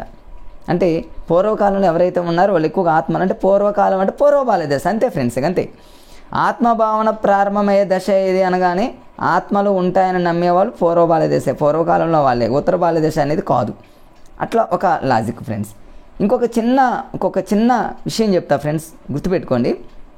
ఎస్జిటి చదివే వాళ్ళకి ఒక అద్భుతమైన టెక్నిక్ ఏంటంటే సైకాలజీ కానివ్వండి, పిఐ కానివ్వండి, మీరు మ్యాక్సిమం 8th క్లాస్ లోపు ఏదైతే ఏ టాపిక్ అయితే వస్తుందో, అంటే 8th క్లాస్ చదువుకునే వాళ్ళ వయసు అనమాట, ఒక 13 years 14 years అనమాట. 13 years 14 అంటే ఫ్రెండ్స్ ఇక్కడ 9th క్లాస్ దాకా వస్తుంది. వద్దు అంటే 13 years లోపు 13 సంవత్సరాల లోపుకి సంబంధించినటువంటి ఏదొచ్చినా అది ఎస్జిటి వాళ్ళకు అయ్యేటటువంటి ఆన్సర్స్ ఎక్కువ అవుతాయి. ఎస్జిటి వాళ్ళకు ఒక బిట్ ఇచ్చాడు ఫ్రెండ్స్, కింద 4 ఆప్షన్లు ఇచ్చాడు. 4 ఆప్షన్లో ఒక 2 ఆప్షన్స్ అనేవి హై స్కూల్ రేంజ్లో ఉన్నాయి, అంటే 14 years 15 years 16 years ఉన్నాయి, 17 years 19 years ఉన్నాయి, ఒక 2 ఆప్షన్స్ ఫ్రెండ్స్. మరో 2 ఆప్షన్స్ అనేవి 10 yearsకి సంబంధించింది, 9 yearsకి సంబంధించింది అవి ఉన్నాయి. మీరు వెంటనే ఇమ్మీడియట్గా మీకు ఒక థాట్ రావాలి, మీరు రాసేది ఎస్జిటి ఎగ్జామ్ అయినప్పుడు హై స్కూల్ రేంజ్లో ఉన్నటువంటి అంత ఎక్కువ ఇయర్స్ బిట్లు ఉండవు కదా ఫ్రెండ్స్. అంటే 13 years లోపు ఏదైతే అవి ఉంటాయో, ఆ బిట్స్ ఏవైతే ఉంటాయో అవి 100% ఎస్జిటి వాళ్ళకి రైట్ అవుతాయి. అదే స్కూల్ అసిస్టెంట్ వాళ్ళకి ఎట్టి పరిస్థితుల్లో ఫ్రెండ్స్ 13 years పైన ఏదైతే ఉంటాయో, బిట్స్ ఏవైతే ఉంటాయో, ఆ మ్యాటర్ ఏదైతే ఉంటుందో అది స్కూల్ అసిస్టెంట్ వాళ్ళకి మరి రైట్ అయ్యే అవకాశం ఉంటుంది. కాబట్టి స్కూల్ అసిస్టెంట్ వాళ్ళు ఎప్పుడైనా సరే, ఇప్పుడు చూడండి పూర్వ బాల్య దశ, పూర్వ సాంప్రదాయక స్థాయి, సాంప్రదాయ స్థాయి, ఉత్తర సాంప్రదాయ స్థాయి అని కోల్బర్గ్ స్థాయిలు ఉన్నాయి ఫ్రెండ్స్. అవన్నీ మీకు తెలుసు, వస్తుంది ఇప్పుడు కంటిన్యూషన్లో. పూర్వ సాంప్రదాయ స్థాయి, సాంప్రదాయ స్థాయి, ఉత్తర సాంప్రదాయ స్థాయిలో ఎస్జిటి వాళ్ళు మ్యాక్సిమం పూర్వ సాంప్రదాయ స్థాయి, సాంప్రదాయ స్థాయి కంటే లోపే ఈ రెండిట్లోనే ఉండాలి ఆన్సర్ అంతే. స్కూల్ అసిస్టెంట్ వాళ్ళకి 100% ఒక బిట్ ఇచ్చి 3 ఇస్తే కళ్ళు మూసుకునేది ఏదైనా ఉత్తర సాంప్రదాయ స్థాయి పెట్టేయండి అంతే. ఎస్జిటి వాళ్ళు మాత్రం ఎట్టి పరిస్థితుల్లో ఉత్తర సాంప్రదాయ స్థాయి అనేటటువంటి బిట్ని ఇవ్వడు. ఎందుకంటే మీకు ట్రైనింగ్ అనేది కేవలం 8th క్లాస్ లోపే, మీరు రేపు స్కూల్లో జాబ్ వచ్చిందంటే 8th క్లాస్ లోపే టీచ్ చేస్తారు. కాబట్టి దానికి తగ్గట్టే బిట్లు ఫ్రేమ్ చేస్తారు. కానీ ఫ్రెండ్స్ స్కూల్ అసిస్టెంట్ రేంజ్లో ఇవ్వడు. స్కూల్ అసిస్టెంట్ వాళ్ళకి స్కూల్ అసిస్టెంట్ రేంజ్లో ఇస్తారు. కాబట్టి ఎస్జిటి రేంజ్లు అనేవి అవాయిడ్ చేయాల్సి ఉంటుంది అనమాట. ఇది ఒక అద్భుతమైన టెక్నిక్, ఇది మీరు క్యాచ్ చేయండి ఫ్రెండ్స్. ఇట్లాంటివి చాలా తగులుతాయి, మీకు తెలుస్తుంటుంది కంటిన్యూస్లో మీరు చదువుతూ ఉంటే. ఈ ఆత్మభావన అయిపోయింది ఫ్రెండ్స్, కంటిన్యూస్లో చూద్దాం.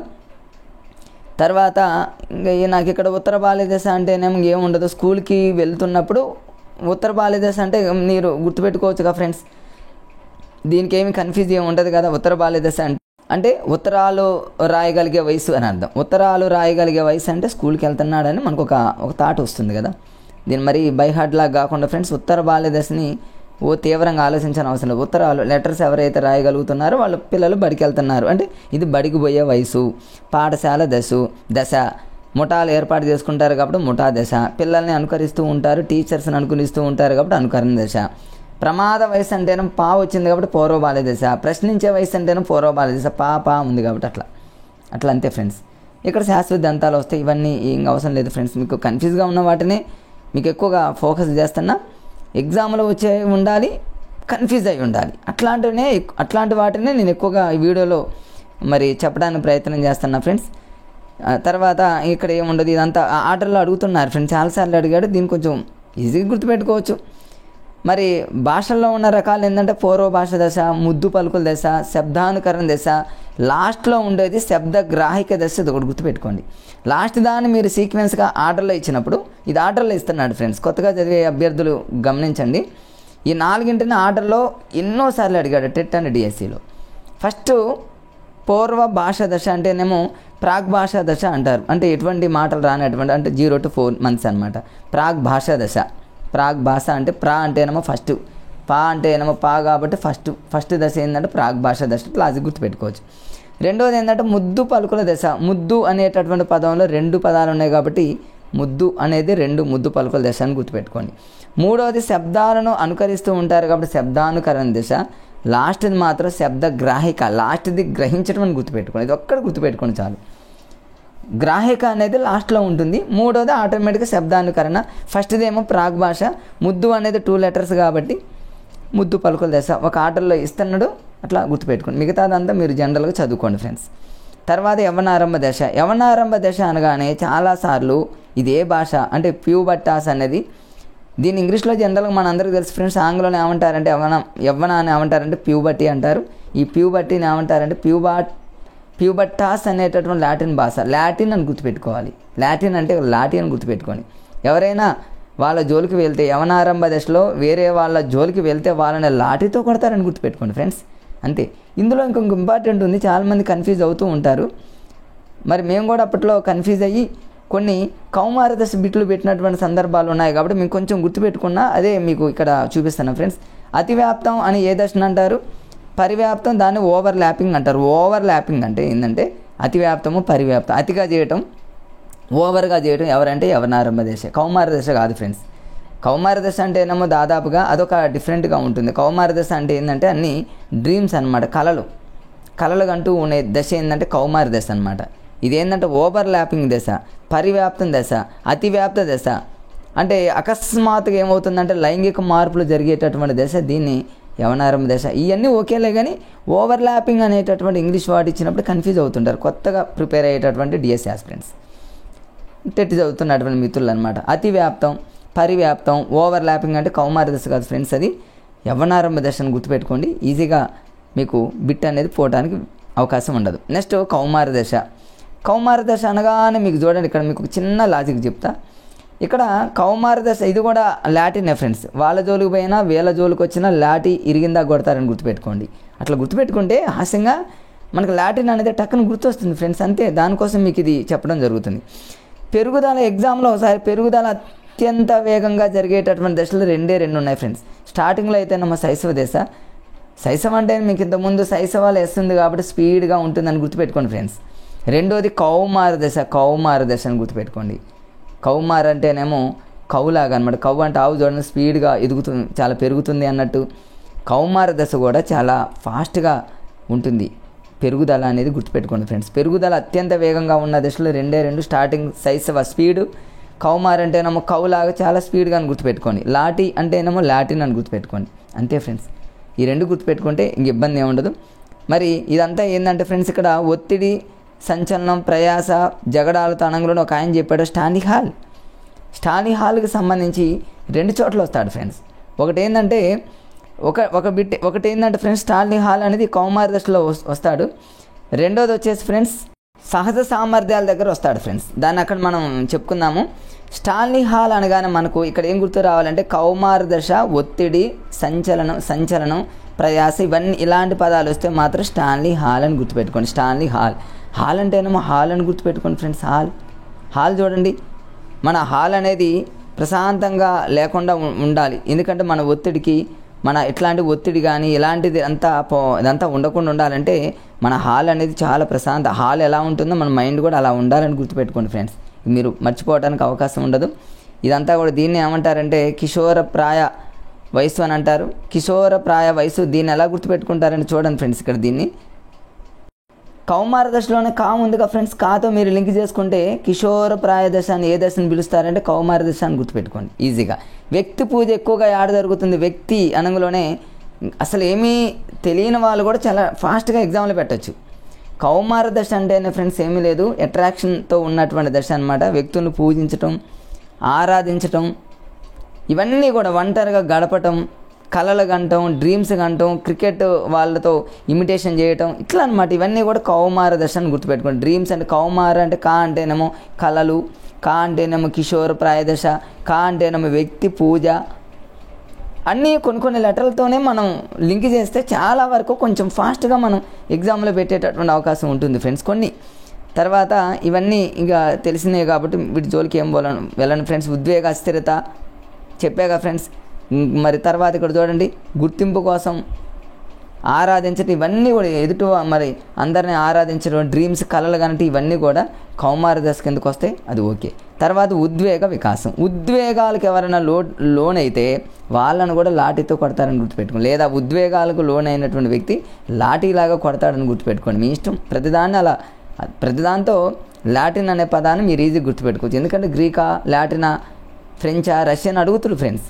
అడిగినప్పుడు మనం కన్ఫ్యూజ్ కాకుండా ఉండాలంటే ఇలాంటివి కొంచెం పెట్టుకుంటే మనం ఇక చదవని అవసరంలో 1 టైం చదువుకొని అలా రివిజన్ చేసుకున్న చాలు ఫ్రెండ్స్. ఎగ్జామ్లో ఫటాఫట్ ఎగ్జామ్లో పెట్టేయచ్చు. తర్వాత ఇక్కడ భయం అనంగులోనే లోటస్, కోపం అనంగులోనే వాటి మీద ప్రయోగాలు చేస్తున్నటువంటి వాళ్ళు అనమాట రికెట్స్, అసూయ అనంగులోనే సీవెల్. చూడండి ఎంత ఈజీ గుర్తుపెట్టుకోవచ్చు. భయం లోటస్ అంటే లోట. ఎవరైనా చేతిలో ఒక వైఫ్ అండ్ హస్బెండ్ చేతిలో, వైఫ్ చేతిలో లోటా పట్టుకుంటే హస్బెండ్కి భయం ఏమో వేస్తుంది ఏమో అని, ఏదో హాస్యంగా ఫ్రెండ్స్ అంతే. తర్వాత రికెట్స్ అంది ఎలా గుర్తుపెట్టుకుంటారంటే వికెట్స్ అని గుర్తుపెట్టుకోండి. వికెట్స్ బాగా కోపంతో ఉన్నటువంటి వ్యక్తి బాగా వికెట్స్ తీస్తాడని గుర్తుపెట్టుకోండి. అట్లా అసూయలో సా ఉందిగా ఫ్రెండ్స్, సా అంటే ఏమో సీవెల్ అని గుర్తుపెట్టుకోండి అంతే. ఇక భాషా వికాసం. హాలిడే అంటే మనందరికీ తెలుసుగా ఫ్రెండ్స్, కోరికలను వ్యక్తపరచే కోరికలు అంటే ఏంది, హాలిడే కావాలని పిల్లలకి ఎక్కువ కోరికలు ఉంటాయి. మాకు ఈరోజు హాలిడే కావాలి, మాకు ఈరోజు. సీసోర్ అనగా అందరూ తెలుసు 34,300 పదాలు నేర్చుకుంటాడు. ఈయన చెప్పినటువంటి పరిశోధన ఆధారంగానే చెప్పాడు. ఇది కష్టమేం కాదు, అందరికీ తెలుసు. మీ అట్లా గుర్తుపెట్టుకో. సీసోర్లో 3 లెటర్స్ ఉన్నాయి. 1 2 3 లెటర్స్ ఉన్నాయి కాబట్టి 3తో స్టార్ట్ చేస్తే 34,300 అట్లా అనమాట.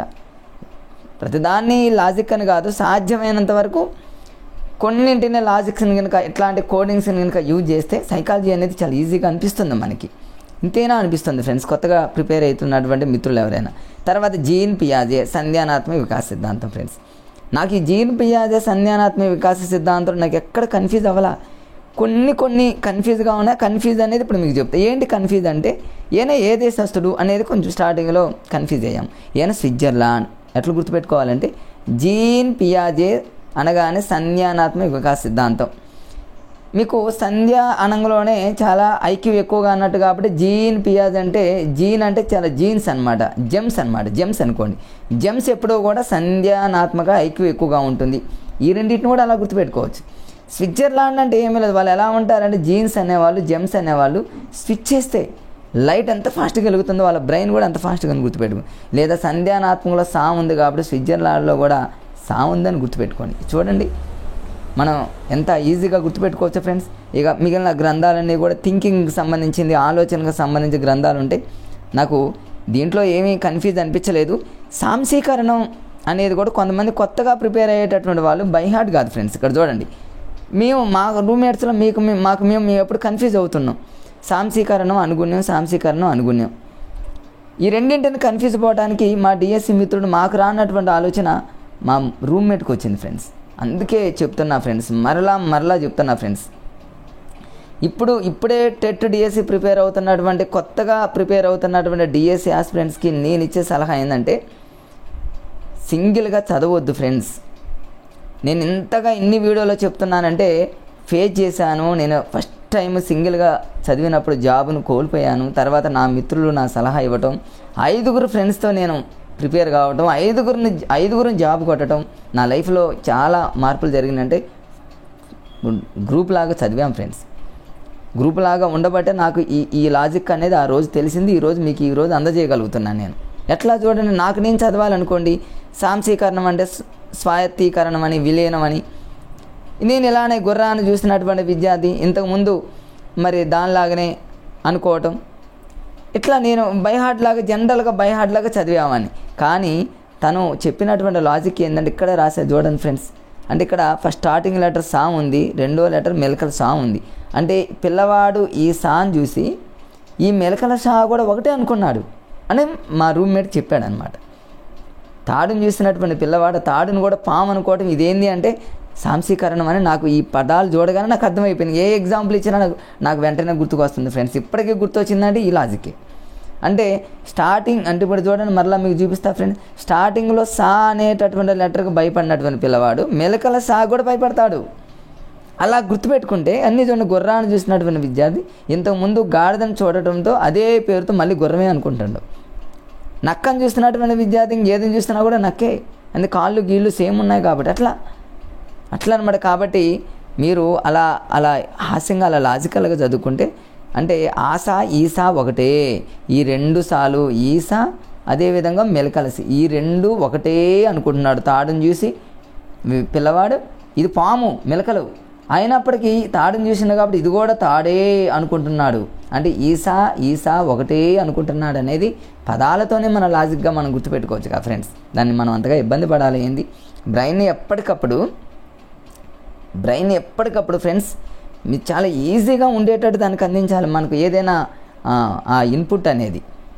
అంతే తప్ప దీనికి అమ్మో నేను భరించలేను అనేది దీనికి కలిగించకూడదు. మనం బ్రెయిన్కి ఎక్కించాలంటే ఈజీ వేలో ఎక్కిస్తూ ఉంటే బ్రెయిన్ అనుకుంటుంది ఇంకా ఎన్నైనా నేను నేర్చుకుంటా అంటుంది. దానికి అలసట అనేది రానివ్వకుండా చదవాలంటే ఇట్లాంటి లాజిక్లు పట్టుకుంటే ఎన్నైనా నేర్చుకుంటుంది బ్రెయిన్ అనమాట. అనుగుణ్యము అంటే ఏమీ లేదు ఫ్రెండ్స్. అనుగుణ్యము అంటే ఇక తేడా చెప్పడం, అనుభవంతో తేడా తెలుసుకోవడం. అందులోనే నేను ఏదో హాస్యంగా గుర్తుపెట్టుకుని తాడుని చూసిన పిల్లవాడు పాము అనగానే లేదు ఇది పాము కాదు, తాడే, దేంది దాని, ఇది తాడే, అది పామే, ఇది నక్క, అది కుక్క, దేంది దానికే, ఇది 4 కాళ్ళు, అది 4 కాళ్ళు అని ఇక తేడాని తెలుసుకోవడం అనేది అనుగుణ్యం అవుతుంది.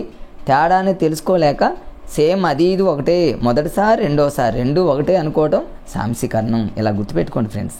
బిట్స్ అనేది పోకుండా ఉండాలనేది నా తాపత్రయం.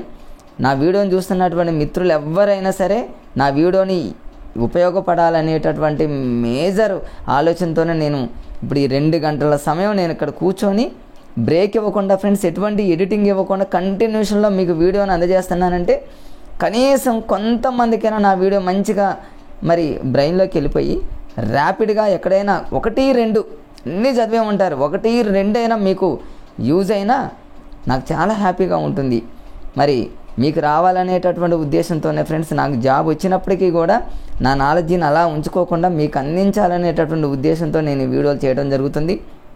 ప్రత్యేకంగా నేను జంగం గారికి చాలా చాలా చాలా అభిమానం అనమాట. ఎందుకంటే దగ్గరగా ఉండే సార్ని నేను మరి ఇంతగా చెప్తున్నానంటే సారు కోర్సు కనుక ఈరోజు లేకపోతే నేను ఈ వీడియో చేయలేను ఫ్రెండ్స్. జనరల్గా ఉంటే నేను వీడియోని ఏం చెప్తాను, నేను జనరల్గా చెప్తే ఎవరికి అంత యూస్ ఉండదు కదా. వ్యూస్ కోసం వీడియో అది ఎప్పుడు చేయకూడదు ఫ్రెండ్స్, నలుగురికి యూజ్ అవ్వాలి అనేది నా కాన్సెప్ట్.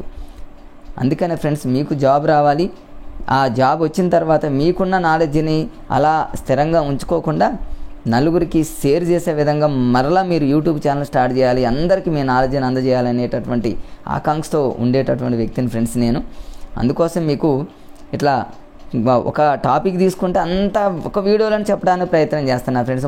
ముక్కలుగా చేస్తూ ఏదో వ్యూస్ చేసుకుంటూ అనేది నాకు ఇష్టం లేదు. మీ అందరికీ ర్యాపిడ్గా అంతా పర్ఫెక్ట్గా నేర్పాలి అనేటటువంటి ఉద్దేశంతోనే ముందుకెళ్తాను ఫ్రెండ్స్. ఇక్కడ చూద్దాం, ఇక మనందరికీ జనరల్గా తెలుసుగా ఫ్రెండ్స్. చూద్దాం ఇక్కడ ఇది దీని మీద అనుగుణ్యం అయిపోయింది. తర్వాత వచ్చేసి ఫ్రెండ్స్ ఇక్కడ ఇంద్రియ చాలక దశ. ఇంద్రియ చాలక దశ చాలామంది ఇందులో పెద్ద నాకైతే ఇక్కడ ఏం కన్ఫ్యూజ్ అనిపించలేదు ఫ్రెండ్స్. ఇంద్రియ చాలక దశ, దీన్ని సంవేదన చాలక దశ అని, జ్ఞానేంద్రియ చాలక దశ అని అంటారు. అంటే మన ఇంద్రియాలతో చూడటం, మన కళ్ళతో చూడటం. వాళ్ళ అమ్మ ఏదైనా బొమ్మ దాచిపెట్టింది అనుకో, పిల్లవాడు అనుకుంటాడు కళ్ళతో చూడకపోయినా ఇంద్రియాలు అంటే మనం కళ్ళతో మన బాడీతో అని అర్థం. ఎక్కడో ఉంటుందిలే అనుకుంటాడు, బొమ్మ ఆడ ఉంటుందిలే, మా అమ్మ ఆడ దాచిపెట్టిందిలే అనుకుంటాడు. ఇంద్రియ చాలక దశ. అదే రెండవది పూర్వ ప్రచాలక దశ. మీకు ఒక జస్ట్ కాన్సెప్ట్ని అందిస్తున్నా ఫ్రెండ్స్, ఒక లాజిక్గా కాన్సెప్ట్ని అందిస్తున్నా.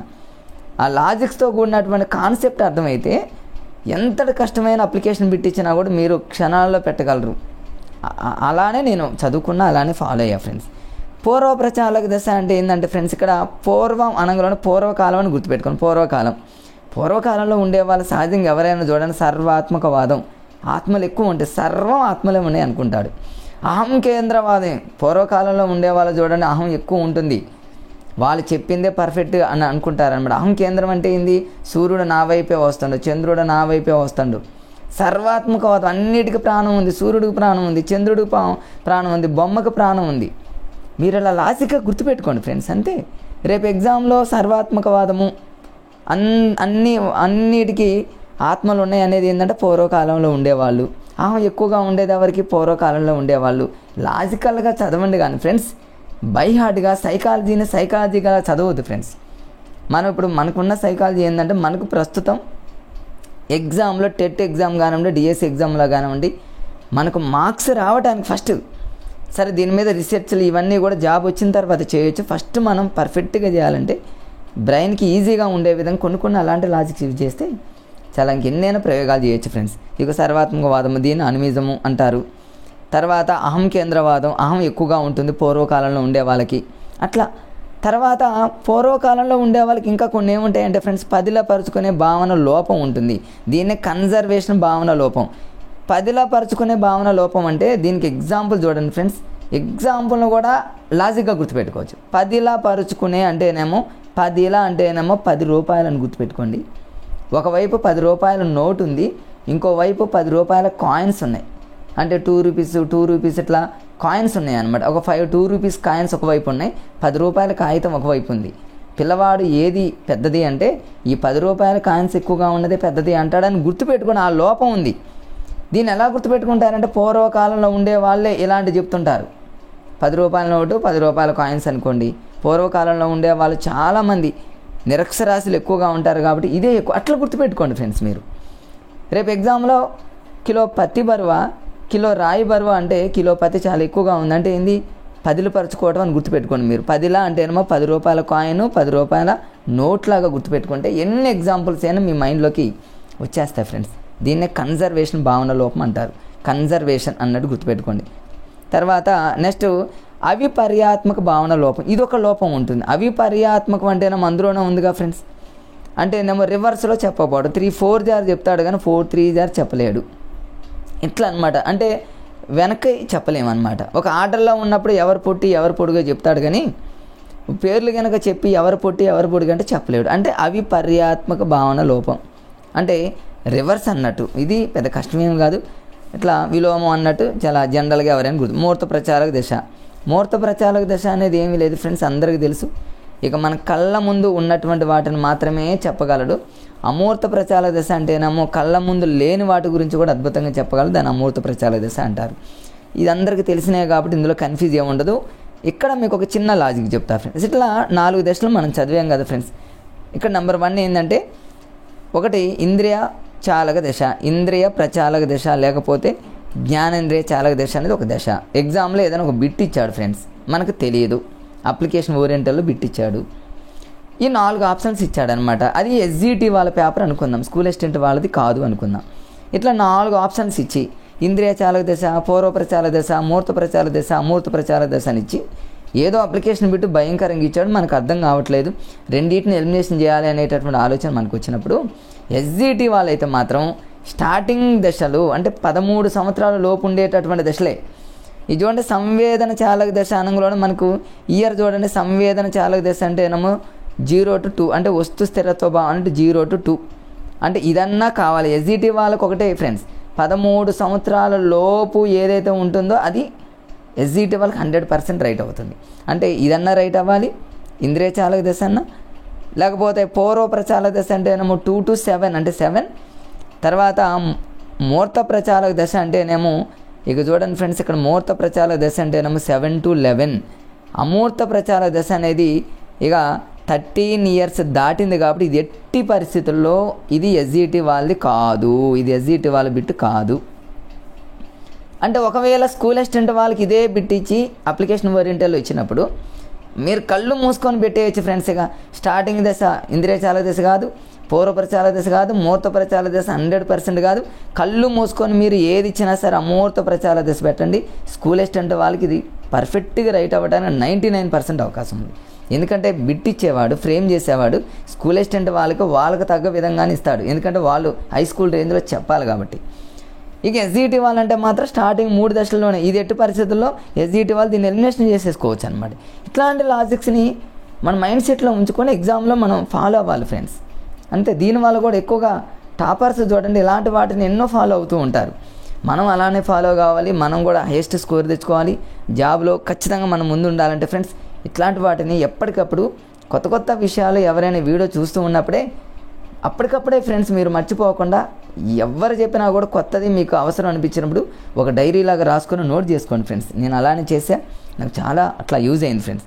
సరే మూర్త ఇవన్నీ మూర్త తర్వాత కోల్బర్గ్ నైతిక వికాసం కొంచెం ఫాస్ట్గా వెళ్తా ఫ్రెండ్స్. ఎందుకంటే ఇదే వీడియోలో అన్ని టాపిక్స్ని కవర్ చేయాలంటే కొంచెం ఫాస్ట్గా వెళ్ళాల్సిన పరిస్థితి ఏర్పడింది కాబట్టి అయినా ఎక్కడ మిమ్మల్ని మరి కన్ఫ్యూజ్ అయ్యే విధంగా నేను చెప్పను, మీకు ఈజీ వేలో అర్థమయ్యే విధంగానే మీకు కంటిన్యూషన్లో వెళ్తా ఫ్రెండ్స్. కొంచెం ఫాస్ట్గా వెళ్తా. కోల్బర్గ్ నైతిక వికాసం నాది ఇక్కడ నేను కన్ఫ్యూజ్ అయింది ఎక్కడ, దశలు 6 స్థాయిలో 3 బాగా కన్ఫ్యూజ్ అయ్యా ఫ్రెండ్స్. నేను 3 స్థాయిలో 6 దశల 3 దశలు 6 స్థాయిలా అబ్బా చదివేటప్పుడు బాగానే ఉంది, కానీ ఎగ్జామ్లో కూర్చున్నప్పుడు ఆ టైంలో ఇన్ టైంలో మనలో టెన్షన్ ఏర్పడడం వల్ల నాలుగు ఆప్షన్లు ఇచ్చినప్పుడు 3 స్థాయిల 6 దశలా కన్ఫ్యూజ్ అయ్యాను నేను. కన్ఫ్యూజ్ పోవడానికి ఇక్కడ రాసే చూడండి ఫ్రెండ్స్. దశలు అంటేనేమో డి అంటాం కదా ఫ్రెండ్స్, దశలు అంటేనేమో డి అనుకోండి ఫ్రెండ్స్ అంతే. ఈ డీని కాస్త పైకి అన్నాం అనుకోండి 6 అయిపోయింది కదా, 6 దశలు అయిపోయింది. నా కన్ఫ్యూజ్ అయిపోయింది ఇక. ఇది మా రూమ్లో మా ఫ్రెండ్ ఒక అతను నాకు ఇచ్చినటువంటి, మా రూమ్మేట్స్ అందరికి ఇచ్చినటువంటి సజెషన్ అనమాట. ఎందుకంటే అందుకనే ఫ్రెండ్స్ రూమ్మేట్స్ వల్ల ఎన్ని బెనిఫిట్స్ ఉన్నాయి. లేకపోతే నేనేం చదువుతా 3 స్థాయిల 6 దశలు 3 స్థాయిల 6 దశలు 3 స్థాయిల 6 దశలను బండగా బట్టి పడతా. నాకు ఆలోచన రాదు, రేపు ఎగ్జామ్లు ఇదే బిట్ వచ్చి కూర్చుంటుంది. ఇక అప్పుడు ఉంటుంది ఫ్రెండ్స్ నాకు అనిపిస్తుంది చాలా అని. మా ఫ్రెండ్స్ మేమందరం ఇలా అనుకోవడం వల్ల బోర్డు మీద రాసుకున్నాం దశలు డి అంటేనే పైకి అనుకోను 6, ఇక బై హార్డ్ అనేది అవసరం లేదు. మా ఫ్రెండ్స్ డిస్కషన్ చేసినవి కూడా గుర్తొచ్చి నాకు ఎన్ని బిట్స్ నాకు ఎగ్జామ్లో కవర్ అయ్యాయి ఫ్రెండ్స్, నిత్య సత్యం అది. అలా గుర్తు రాబట్టి, అలా ఎగ్జామ్లో పెట్టబట్టి నాకు ఆ రోజు జాబు రాగలిగిందంటే మా గ్రూపులో మా రూమ్లో ఉన్నటువంటి మా అందరి మరి మీ అందరం చేసినటువంటి ఆ ప్రయోగాల వల్లే మేము సక్సెస్ అయ్యాం ఫ్రెండ్స్. మీరు కూడా అలా ఉండటానికి ట్రై చేయండి. నెక్స్ట్ హార్వర్డ్ యూనివర్సిటీ, ఇది ఒకటి కన్ఫ్యూజ్ అయ్యాను నేను. హార్వర్డ్ యూనివర్సిటీ, దీన్ని హార్వర్డ్ని ఎలా గుర్తుపెట్టుకున్నా అంటే కోల్బర్గ్ ఉందిగా ఫ్రెండ్స్. కోల్ అంటే బొగ్గు అనేది చూడండి చాలా నల్లగా ఉంటుంది.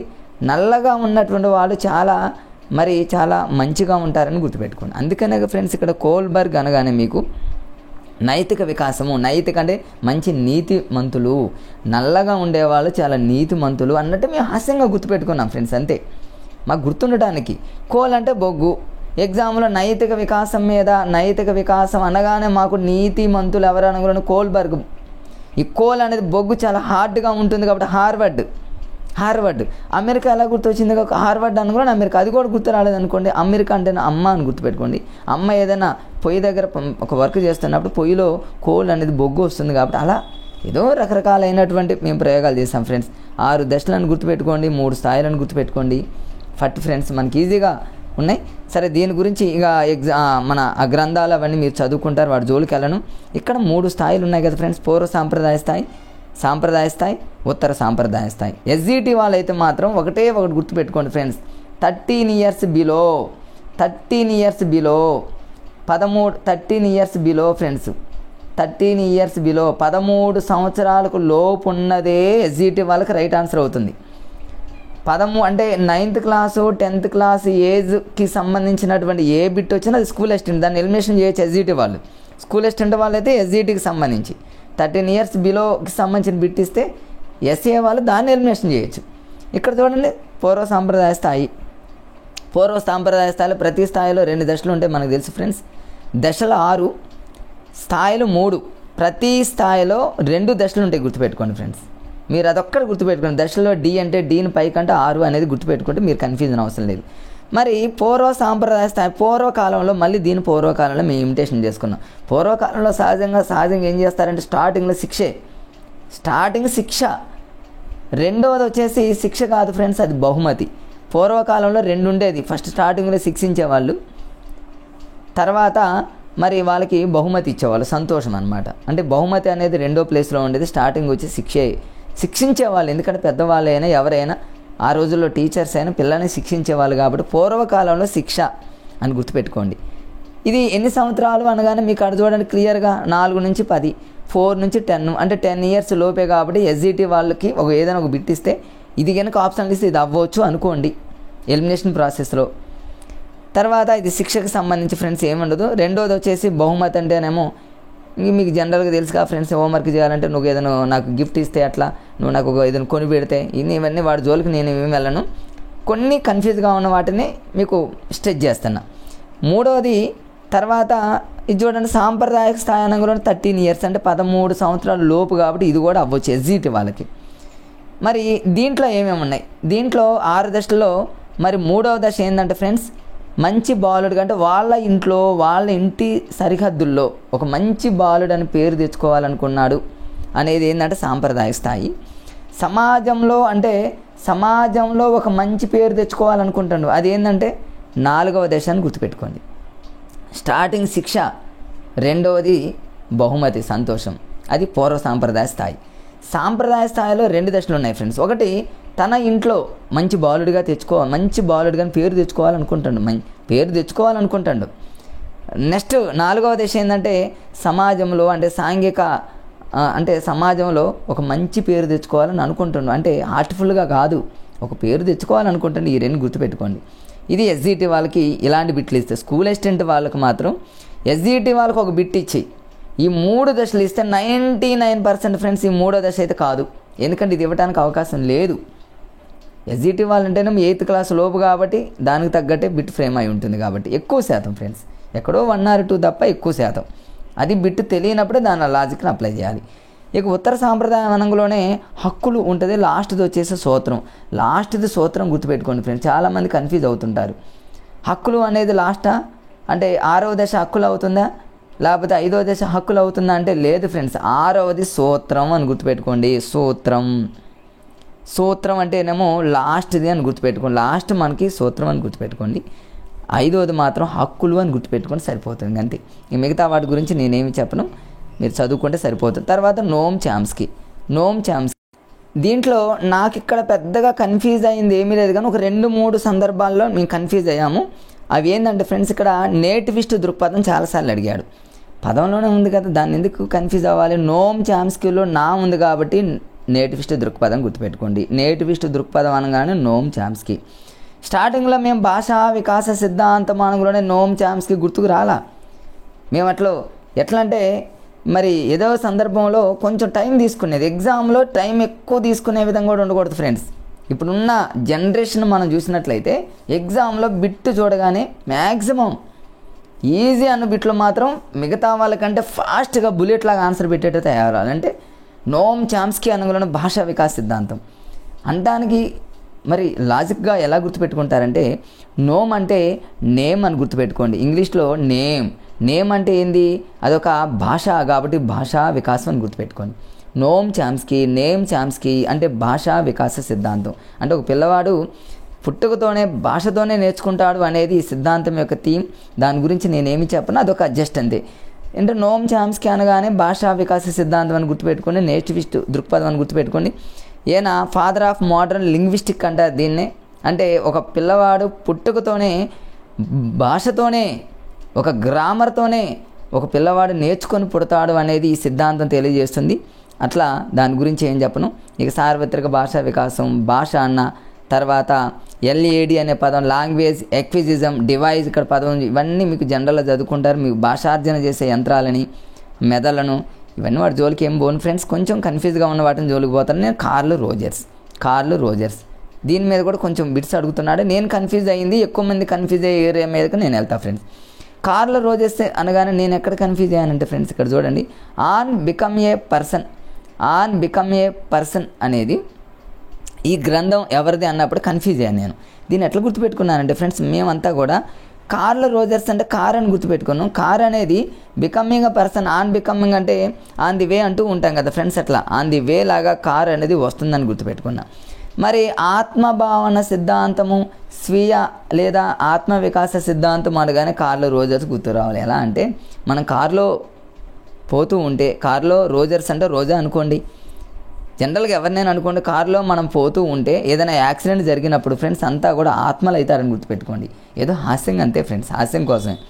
కార్లో రోజర్స్ అంటేనేమో కారులో వెళ్తున్నటువంటి రోజా అని అనుకోండి, అది మన జనరల్గా ఒక హాస్యంగా మీరు ఆత్మలాగా సింక్ చేసుకుంటే ఒక ఈజీ కోసమే ఫ్రెండ్స్, అంతే. ఎవరిని మనం కించపరచడానికి కాదు, ఒక ఈజీగా గుర్తుపెట్టుకోవడం కోసం అదొక లాజిక్గా మేము గుర్తుపెట్టుకున్నాం. మనకేంటంటే డిఎస్సిలో మార్క్ రావడానికి మనం చేసిన ప్రయోగాలే ఇలాంటివి అనమాట. తర్వాత అనుభవపూర్వక అభ్యసన సిద్ధాంతం ఏంటి అనగానే కార్ల్ రోజర్స్ అనాలి. కార్లు అంటే కార్లు నడిపేటటువంటి అనుభవం ఉండాలి కదా ఎవరికైనా. కారు నడిపేటటువంటి రోజాకి కానివ్వండి ఎవరికైనా సరే అనుభవం ఉండాలి. అలా లింక్ చేసుకోండి. ఆత్మ సిద్ధాంతం, ఆత్మ సాక్షాత్కారం, ఆత్మ అంటే కారు యాక్సిడెంట్ అయిందనుకోండి ఖచ్చితంగా ఆత్మలు అవుతారని గుర్తుపెట్టుకోండి ఫ్రెండ్స్, అంతే. తర్వాత దీనికి సంబంధించి అబ్రహం మాస్లో ఈయన కూడా సేమ్ మానవతావాదే. మాస్లో అంటే స్లో, కారు ఎప్పుడూ కూడా స్లోగా వెళ్ళాలని గుర్తుపెట్టుకోండి, ఇద్దరిని లింక్ చేసుకొని చదువుకోవడానికి. తర్వాత వికాస కృత్యాలు, ఆటంకాలు. ఇక వికాస కృత్యాలు అంటే ఏంటి ఫ్రెండ్స్, మనం జనరల్గా చూడండి ఎస్జిటి వాళ్ళైనా స్కూల్ అసిస్టెంట్ వాళ్ళైనా మేజర్గా ఎస్జిటి వాళ్ళు పిల్లలకి టీచ్ చేసేటప్పుడు కృత్యాలంటేనేమో యాక్టివిటీ షీట్స్ని ఎక్కువగా ఇస్తూ ఉంటారు. మీరు చూడండి టీఎల్ఎం యూజ్ చేసేటప్పుడు అట్లా అనమాట. అంటే వికాస కృత్యాలు చేసేటప్పుడు ఇవన్నీ ఎక్కడ చేస్తామంటే హావిగ్ హార్స్ట్ అంటేనేమో ఇక్కడ హౌస్లా గుర్తుపెట్టుకోండి. హౌస్లో చాలామంది ఒక ఇంట్లో ట్యూషన్స్ కానివ్వండి, ఏదైనా ట్యూషన్స్ చెప్పేటప్పుడైనా పిల్లలకి నేర్పేటప్పుడైనా మన యాక్టివిటీ షీట్స్ అనమాట. రేపు వికాస కృత్యాలు ఆటంకాలు అనేటటువంటి దాని మీద ప్రయోగాలు చేసింది ఎవరంటే హావిగ్ హార్స్ట్ అంటేనేమో హౌస్ అని గుర్తుపెట్టుకోండి. మేము హౌస్ అని గుర్తుపెట్టుకోవడానికి ఈజీగా ఉంది కాబట్టి హ్యూమన్ డెవలప్మెంట్ అండ్ ఎడ్యుకేషన్ అవన్నీ ఈజీగా ఉన్నాయి కాబట్టి దాని గురించి అవసరం లేదు. తర్వాత ఎరిక్ ఎరిక్సన్ ఫ్రెండ్స్, ఇక్కడ మనో సాంఘిక వికాస సిద్ధాంతం అనగానే మనకి 8 గుర్తు రావాలి. ఎన్నోసార్లు నా వీడియోలో చెప్పాను. ఎరిక్ అనగానే ఏ అని గుర్తుపెట్టుకోండి. ఏని కింద ఒక రౌండ్ వేసామనుకోండి ఫ్రెండ్స్ 8 అవుతుంది. అంటే ఎరిక్ ఎరిక్సన్ అనగానే మరి మనోని ఎలా గుర్తుపెట్టుకుంటారంటే మను సింగర్ ఉన్నాడు కదా ఫ్రెండ్స్. మను అనేటటువంటి సింగర్ అందరికీ ఎరికే అంటారు కదా. కొన్ని లాంగ్వేజ్లలో మాకు ఎరికే అంటారు కదా. ఎరిక్ అంటే ఎరికే. ఎవరు ఎరికే? మనో సాంఘిక మను అందరికీ తెలుసు. ఏ అంటేనేమో ఏటిని కొంచెం ఎలా అన్నాం అనుకోండి మరి 8 ఉంటాయి. ఆ 8 మీద ఎప్పుడు బిట్ అడుగుతున్నాడు మన అందరికీ తెలుసు. వాటిని కొంచెం ఫాస్ట్గా చెప్పడానికి ప్రయత్నం చేస్తాను. లాజిక్ అనమాట. పూర్వ శైశవ దశ అంటే పూర్వకాలంలో ఉన్నటువంటి వాళ్ళు ఎక్కువగా నమ్మకాలు అపనమ్మకాలు ఎక్కువగా ఉంటాయి. ఉత్తర శైశవ దశ అంటే ఉత్తరాలు రాసేటప్పుడు ఎప్పుడైనా చూడండి స్వయంగా రాస్తూ ఉంటారు. ఎప్పుడైనా డౌట్లు వస్తే సందేహాలు కలుగుతాయి. క్రీడా దశ క్రీడలు ఆడేటప్పుడు పిల్లలు ఏం చేస్తారంటే నేను ఆడతాను చొరవ చూపుతారు. కింద పడ్డప్పుడు తప్పు చేశారని భావన కలుగుతుంది. పాఠశాల దశలో ఏం చేస్తారంటే శ్రమిస్తూ ఉంటారు. న్యూనత భావాలు వస్తాయి. కౌమార దశ అంటేనేమో గుర్తుపెట్టుకోండి ఫ్రెండ్స్, కవ్వు అని గుర్తుపెట్టుకోండి. కవ్వు అంటేనేమో ఆవుకి పాలు తీస్తున్నప్పుడు పాత్ర కావాలి కాబట్టి పాత్ర గుర్తింపు, పాత్ర సందిగ్ధం. పూర్వ వయోజన దశ అంటేనేమో పూర్వకాలంలో ఉన్నటువంటి వయోజనులు అందరితో సాన్నిహితంగా ఏకాంతంగా ఉంటారని. మధ్య వయోజన దశ అంటేనేమో మద్యం అంటేనేమో డ్రింక్ ఎక్కువగా చేసేటటువంటి స్తబ్దంగా ఉత్పాదక ఏదో డిమ్ముగా అలా ఉంటారు మద్యం సేవించిన అట్లా లాజిక్గా. పరిపక్వ దశ అంటేనేమో మెచ్యూరిటీ ఏజ్ కాబట్టి వాళ్ళు సమర్థత, చిత్తశుద్ధి, నిరాశ అట్లా గుర్తుపెట్టుకోండి. కానీ ఎగ్జామ్లో ఈ మధ్యకాలంలో అవి ఇవ్వట్లేదు ఫ్రెండ్స్. ఎక్కువగా ఈ మధ్యకాలంలో ఏం చేస్తున్నారంటే ఇయర్స్ అడుగుతున్నాడు. రీసెంట్గా తెలంగాణలో కానివ్వండి, మన ఏపీలో జరిగినటువంటి టెట్ ఎగ్జామ్లో ప్రతిసారి ఈ టేబుల్ మీద అడుగుతుంటే ఇయర్స్ అడుగుతున్నాడు. ఇయర్స్ని కూడా లాజిక్గా గుర్తుపెట్టుకోవచ్చు. అలా చూడండి. మరి పూర్వ శైశవం అనగానే మీకు 0 to 1.5 అంటే పూర్వకాలంలో ఉండే వాళ్ళకి హాఫ్ నాలెడ్జే తెలుసు అని గుర్తుపెట్టుకుని అంటే 1.5.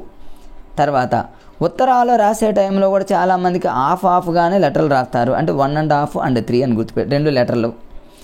క్రీడా దశ క్రీడాలో చూడండి ఫ్రెండ్స్, క్రీడా అనగానే మీకు 3 నుంచి 6 సంవత్సరాలు గుర్తుపెట్టుకోవాలి. అంటే 3 to 6 అలా గుర్తుపెట్టుకుంటారు. క్రీడా అనగానే మీకు ఫ్రోబెల్ అనగానే క్రీడలు అనగా ఫ్రోబెల్ కదా ఫ్రెండ్స్. ఫ్రోబెల్ 3 లెటర్స్ ఉన్నాయి అలాగే అని గుర్తుపెట్టుకోవచ్చు. లేదా క్రీడాలో క్రీ అంటేనేమో రావతుంది, కా ఉంది, డా ఉంది. 3 కలిపినా కూడా 3 లెటర్లు కాబట్టి 3 to 6. నేనైతే క్రీడా అనగానే ఫ్రోబెల్ గుర్తుపెట్టుకుని ఫ్రోబెల్ 3 లెటర్స్ కాబట్టి 3 to 6 గుర్తుపెట్టుకున్నా ఫ్రెండ్స్. ఇక పాఠశాల దశ అనగానే మీకు ఇక స్కూల్కి వెళ్ళే దశ మన అందరూ తెలుసు ఫ్రెండ్స్. 6 to 12 years 6 నుంచి 12 దశలు అని గుర్తుపెట్టుకోండి. ఒకవేళ అప్పటికీ మనకు గుర్తు లేదనుకోండి ఫ్రెండ్స్, పాఠశాల దశ అన్నీ లెక్కేయండి. 1 2 3 4 5 6 to 12. కౌమార దశ అంటేనేమో 12 to 20 గుర్తుపెట్టుకోండి. కౌ అంటేనేమో ఆవు అని గుర్తుపెట్టుకోండి. కౌ ఆవు అంటేనేమో ఇక్కడ అందరికీ తెలుసు 12 to 20 అని అంటే 2 సేమ్ వస్తాయి. 2 ఉంది, ఇక్కడ 2 ఉంది. 12 to 20 అనేటటువంటి వాళ్ళు టీనేజ్ వయసు కౌమార దశ అన్నట్టు గుర్తుపెట్టుకోండి, అందరికీ తెలుసు. పూర్వ వయసు దశ అంటేనేమో చాలామంది ఇక్కడ కన్ఫ్యూజ్ అవుతుంటారు. 20 to 30. పూర్వకాలంలో ఉండేటటువంటి వాళ్ళు ఎప్పుడు కూడా ఒక సీక్వెన్స్గా ఉంటారు, ఒక ఆర్డర్లో ఉంటారు. అంటే వాళ్ళు ఒక కరెక్ట్గా ఉంటారన్నట్టు అనమాట. 20 to 30, 20 తర్వాత 30 వెంటనే అట్లా అనమాట. అంటే ఒక సీక్వెన్స్గా ఒక పద్ధతిగా ఉంటారు పూర్వకాలం వాళ్ళు అట్లా గుర్తుపెట్టుకోండి. అంటే ఎటువంటి అబద్ధాలు ఆడకుండా ఒక సీక్వెన్స్గా. మద్యం తాగేటటువంటి వాళ్ళు చూడండి 30 to 60 అనమాట. అంటే 30 నుంచి 60 అన్నట్టు గుర్తుపెట్టుకోండి. అంటే మధ్యలో మా ఉంది కాబట్టి 30 అట్లా కూడా గుర్తుపెట్టుకోండి. ఇక పరిపక్వం అంటేనేమో 60 అబోవ్ కాబట్టి ఇట్లా అనమాట. ఇట్లా అడుగుతున్నాడు ఫ్రెండ్స్. ఈ టేబుల్ని మంచిగా అద్భుతంగా మీరు ఈ లాజిక్స్ కానివ్వండి, మీకు ఇంకేదైనా లాజిక్ కనిపించినా కూడా మంచిగా చదవండి. ఇక్కడ మళ్ళీ ఈ టేబుల్ కింద ఇక్కడ కూడా పెట్టు. మరి ఎవరి వల్ల సమాజం చాలా హ్యాపీగా జీవించగలుగుతుందంటే మీరు మధ్య వయోజన దశ అని గుర్తుపెట్టుకోండి. ఎందుకంటే ఫ్రెండ్స్ మరి ఈ మధ్యకాలంలో మద్యం తాగేటటువంటి వాళ్ళు ఎక్కువ మంది ఉండటం వల్ల ప్రభుత్వాలకు డబ్బులు ఎక్కువ వస్తున్నాయి కాబట్టి సమాజం చాలా హ్యాపీగా ఉంటుందంటే మద్యం తాగే వాళ్ళే ఏదో హాస్యంగా గుర్తుపెట్టుకోండి ఫ్రెండ్స్, అదైతే కరెక్ట్ కాదని అలా అనుకోండి. ఇక సాన్నిహిత్యము ఏకాంతం అంటేనో మనందరికీ తెలుసు కాబట్టి అది అవసరం లేదు. ఇక నెక్స్ట్ వైయక్తిక భేదాలు. ఈ వైయక్తిక భేదాలు అనేటటువంటి టాపిక్లో నేను కన్ఫ్యూజ్ అయినటువంటి ఏరియా కానివ్వండి, చాలామంది కన్ఫ్యూజ్ అయ్యింది ఏంటంటే డెఫినేషన్ల దగ్గర కొంచెం కన్ఫ్యూజ్ అవ్వచ్చు. అవి కూడా ఈ మధ్యకాలంలో ఎన్నో రకాలైనటువంటి యూట్యూబ్ ఛానల్ ద్వారా ఎన్నో కోర్స్ వస్తున్నాయి కాబట్టి అది కూడా ఈజీ అయిపోయింది. మరొకసారి రివిజన్ లాగా కొన్ని ఏమైనా చెప్తా ఫ్రెండ్స్, మీకు ఏమన్నా అవసరం అనిపిస్తే వాటిని యూజ్ చేసుకోండి. మరి ఇక్కడ చార్లెస్ డార్విన్ అంటేనేమో దాన్ని మీరు ఎలా గుర్తుపెట్టుకుంటారంటే డాలర్లు అని గుర్తుపెట్టుకోండి. డాలర్లు అంటే మిలియన్ కొద్దిగా అని గుర్తుపెట్టుకోండి. ప్లేటు అంటేనేమో ప్లేట్ లాగా గుర్తుపెట్టుకోండి, ప్లేట్కి ఒక ప్రత్యేకత ఉంటుందని గుర్తుపెట్టుకోండి. రూసు అంటేనేమో మనందరికీ తెలుసు ఇక్కడ ఈ ఎమిలీ అనేటటువంటి గ్రంథం కాబట్టి దాన్ని రివర్స్ రాస్తే రూసో అని సార్ అని గుర్తుపెట్టుకోండి. సార్ అంటేనేమో ఎమిలీ అని గుర్తుపెట్టుకోండి. చార్లెస్ ఈ స్కిన్నర్ అంటేనేమో స్కిన్ అని గుర్తుపెట్టుకోండి. స్కిన్ని ఎప్పుడైనా సరే మనం మాపనం చేయవచ్చు, కొలవచ్చు అని గుర్తుపెట్టుకోండి. జాన్ డూయి అంటేనేమో డూ అని గుర్తుపెట్టుకోండి, అంటే డూ అంటేనేమో చేయటం కాబట్టి ఫ్రెండ్స్ అక్కడ అట్లా గుర్తుపెట్టుకోండి, ఇట్లా ఈజీగానే. తర్వాత వ్యక్తంతర వైయక్తిక భేదాలు, తర్వాత వ్యక్తంతర్గత వైయక్తిక భేదాలు. స్టార్టింగ్లో మేము ఇక్కడ కన్ఫ్యూజ్ అయ్యాం ఫ్రెండ్స్. ఇప్పుడు పదాల భావన కొన్ని ఎగ్జాంపుల్లో మాకు అమనగడ్డ ప్రగతి కోచింగ్ సెంటర్లో కొన్ని ఎగ్జాంపుల్స్ మాకు ఇచ్చినప్పుడు ఎగ్జామ్లో డైలీ టెస్టులలో కన్ఫ్యూజ్ అయ్యా. మరి కన్ఫ్యూజ్ అంతా పోవడానికి మీ రూమ్లో కొంతమంది, మా ఫ్రెండ్ ఒక అతను ఉన్నాడు సైకాలజిస్ట్ లాగా, తన వల్లే నాకు చాలా నేర్చుకున్నా. ముఖ్యంగా జంగం సార్ వల్ల అయితే అద్భుతంగా ఇవన్నీ నేర్చుకోగలిగిన ఫ్రెండ్స్. ఎన్నిసార్లు అన్నా కూడా సార్ నా మైండ్లో మరి అలా స్థిరంగా నిలిచిపోయారంటే నాకు ఈ కోర్సు అందించారు కాబట్టి సార్ని నా లైఫ్లో నేను మర్చిపోలేను ఫ్రెండ్స్. ఇక వ్యక్తంతర్గత అనంగులోనే మా ఫ్రెండ్ ఎలా చెప్పాడంటే దీన్ని లాజికల్గా వ్యక్తంతర తర్వాత వ్యక్తంతర్గత, దానికి దీనికి తేడా చూడండి. వ్యక్తంతర్గతాలో రా కింద ఇక్కడ గా ఒత్తుంది ఫ్రెండ్స్, రా కింద గా ఒత్తుంది, పైన రా కింద గా ఒత్తు లేదు. అంటే రా కింద గా ఒత్తు ఉంది అంటే ఒక వ్యక్తిలోనే రెండు అని అర్థం. ఒక వ్యక్తినే తీసుకోవాలి, అదే వ్యక్తి రెండింట్లో సామర్థ్యము అనేది వ్యక్తంతర్గత. ఇప్పుడు చూడండి, ఒక వ్యక్తి బాగా చదవగలడు కానీ బాగా మాట్లాడలేడు, అంటే ఒక వ్యక్తే రెండులాగా, అంటే రా కింద గా వస్తుంది కాబట్టి అదే వ్యక్తి. ఇక వ్యక్తంతర అంటే అర్థమైందంటే ఫ్రెండ్స్ ఒకళ్ళు కాదనమాట, ఇద్దరు ఉండొచ్చు, ముగ్గురు ఉండొచ్చు, అట్లా అనమాట. తర్వాత చూడండి ఇక్కడ ఒకే కుటుంబంలోని అన్నాదమ్ముల మధ్య కానీ అంటే ఒక ఇద్దరి మధ్య అట్లా ఒకే వ్యక్తిలో రకరకాలైనటువంటి సామర్థ్యాలు చూస్తేనేమో రా కింద గావతు వ్యక్తంతర్గత. అట్లా అంతస్థ అని ఉంది ఇక్కడ చూడండి, అంతస్థ అక్కడ లేదు ఎక్కడ కూడా, అట్లా అనమాట. మీరు దీన్ని అలా లాజిక్గా గుర్తుపెట్టుకుంటే అన్నీ మీరు ఈజీగా క్యాచ్ చేయొచ్చు. ఇక ప్రజ్ఞ అంటే అందరికీ తెలుసు ఫ్రెండ్స్, ఇక్కడ గాల్టన్ అంటే ఏమో గ్రాహికాల గ్రా ఉంది కాబట్టి గాల్టన్ అని. తర్వాత ఇవన్నీ మీకు చూడండి చాలా ఈజీగా మీకు బినే ఇవన్నీ తెలుసు. తర్వాత ప్రయోజనాత్మకంగా ఇవన్నీ మీకు తెలుసు. ఇవన్నీ వీటి గురించి దీని గురించి డిస్కషన్ చేయను ఫ్రెండ్స్, ఇవన్నీ తెలుసు. జీన్ పియాజే అంటేనేమో పి అంటేనేమో ఫిజిక్స్ కాబట్టి భౌతిక సామాజిక అని, టెర్మన్ అంటేనేమో మ్యాన్ అంటేనేమో మనిషి కాబట్టి మనిషి ఎక్కువగా ఆలోచిస్తూ ఉంటాడు కాబట్టి, బినే అంటేనేమో చాలా భిన్నంగా డిఫరెంట్గా కాబట్టి గుర్తుపెట్టుకోండి. ఇట్లా మీరు దీన్ని ఈజీగా ఇవన్నీ మీకు కొన్ని ఈజీగా గుర్తుపెట్టుకోవచ్చు ఫ్రెండ్స్, పెద్ద కష్టమైనవి కాదు. తర్వాత విలియం జేమ్స్ అంటేనేమో జేమ్స్ లాగా గుర్తుపెట్టుకోండి ఫ్రెండ్స్. ఫ్రీమన్ అంటేనేమో చివరిలో ఇన్ ఉంది కాబట్టి ఇన్తో లింక్ చేయండి. తర్వాత వెర్నన్ అంటేనేమో వెర్నన్ అంటే ఓల్ అంటేనేమో మొత్తంగా అని గుర్తుపెట్టుకోండి ఫ్రెండ్స్. స్టెర్న్ అంటేనేమో జనరల్గా చూడండి, స్టెర్న్ అంటేనేమో స్టన్ లాగా గుర్తుపెట్టుకున్నాను అనమాట. నూతన అంటే ఏదైనా కొత్త పరిస్థితులు కనుక మనకి ఎదురైతే స్టన్ అవుతాం. స్పియర్మెన్ అంటేనేమో అందులోనే ఉంది పరస్పర సంబంధాలని. తర్వాత ఎడ్వర్డ్ అంటేనేమో ఏడవటం అనే ఒక ప్రతీకాత్మక ప్రక్రియలు, కొన్ని ప్రతీకలు అట్లాంటివి ప్రతీకారాలు అలాంటివి వచ్చినప్పుడు ఏడుస్తామని గుర్తుపెట్టుకుని. మెక్డొగల్ అంటేనేమో మేకలాగా మేము గుర్తుపెట్టుకున్నాం ఫ్రెండ్స్. మేక అంటేనేమో చింత చెట్టు అన్నట్టు, చింతనానికి అనుందిగా, అమూర్త చింతనానికి అనుందిగా ఫ్రెండ్స్ ఇక్కడ దాన్ని అనమాట. దీన్ని మేము మేకతో లింక్ చేసుకుని అట్లా గుర్తుపెట్టుకోండి. కొంచెం ఫాస్ట్గా వెళ్తున్నా ఫ్రెండ్స్. గేట్స్ అంటేనేమో మన ఇంటి ముందు ఉన్నటువంటి గేట్ అనేది మనకు ఒక అభ్యసించడానికి దోహదపడే సామర్థ్యం అని గుర్తుపెట్టుకోండి, గేట్ లాగా. తర్వాత ఇక్కడ స్కొడార్డ్ అంటేనేమో ఇంతకుముందే చెప్పా ఫ్రెండ్స్. ఇక్కడ స్కొడార్డ్ అంటేనేమో అట్లా మీరు స్కొడార్డ్ అంటేనేమో గాడ్ లాగా గుర్తుపెట్టుకోవచ్చు. మేము రకరకాలుగా అప్పుడు అలా గుర్తుపెట్టుకున్నాం ఫ్రెండ్స్. ఇంకేమన్నా అనిపిస్తే మీరు ఫాలో అవ్వండి. వుడ్వర్త్ అంటేనేమో వుడ్ లాగా గుర్తుపెట్టుకోండి, అంటే కట్టెలు. బోరింగ్ లాంగ్ ఫీల్డ్ అంటే ఏమో బోర్ అనేటటువంటి పదంగా మీరు అంటే బోర్ లేకుండా అనేటటువంటి పదంగా మీరు గుర్తుపెట్టుకోవడానికి ట్రై చేయండి ఫ్రెండ్స్. ఇట్లా వీటన్నింటికి ఫ్రెండ్స్ కొంచెం మీకు ఇవన్నీ నేను ఇక్కడ రాసి పెట్టాను, పక్కన ఆ కోర్స్ కూడా పక్కన రాశాను. మీకు వీలుంటే వాటిని చూసుకుంటూ నేను ఏమైనా ఒకటి అరా కొంచెం ఏమైనా స్పీడ్లో ఏమైనా మిస్ అయినా మీరు కొంచెం ఫాలో చూసుకోండి ఫ్రెండ్స్. అవన్నీ నేను రాశాను, ఒకటి కాదు ఫ్రెండ్స్, చాలా లాజిక్లు కొంచెం ఈజీ కోసం మీకు అక్కడే రాసుకున్నాను నేను ప్రిపేర్ అయినప్పుడు.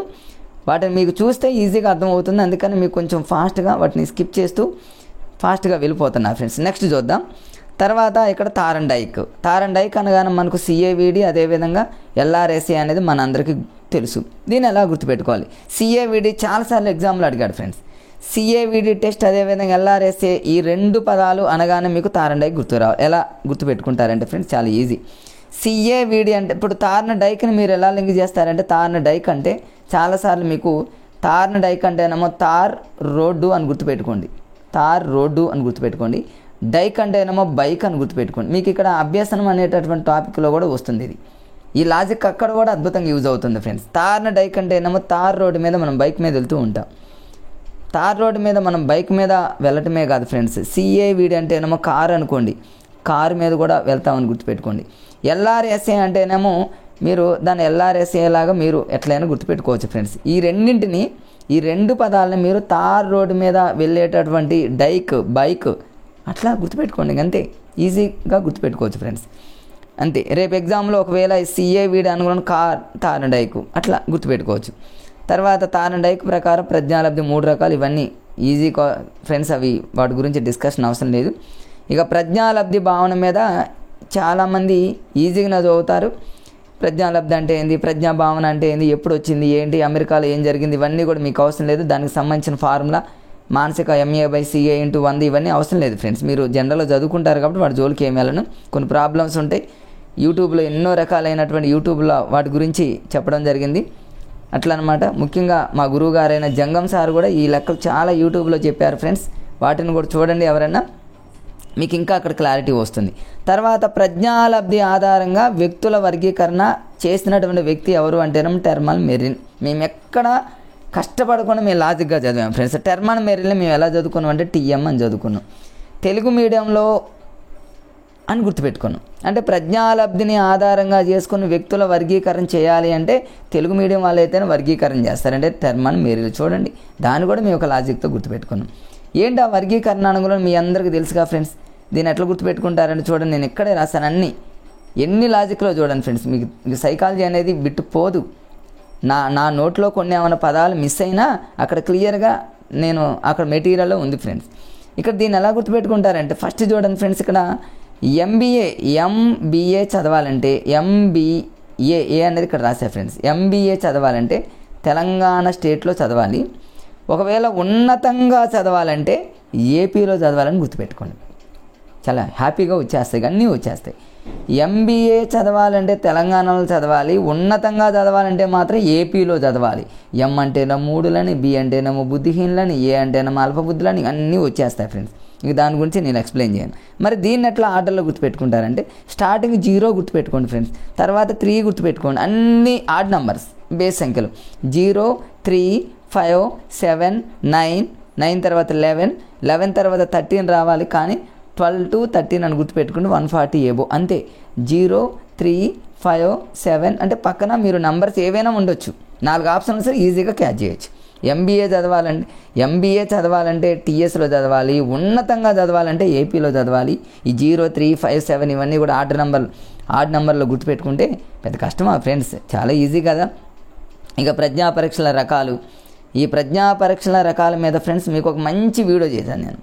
ఆ వీడియోని చాలామంది ఎంతమంది చూశారంటే ఫ్రెండ్స్, చాలా వ్యూస్ వచ్చాయంటే ఆ వీడియో ఈ ప్రజ్ఞా పరీక్షలకు సంబంధించి మంచిగా నీట్గా అసలు ఆ వీడియోని ఒక్కసారి చూడండి ఫ్రెండ్స్, మా ప్లేలిస్ట్లో ఉంటుంది, చూడండి.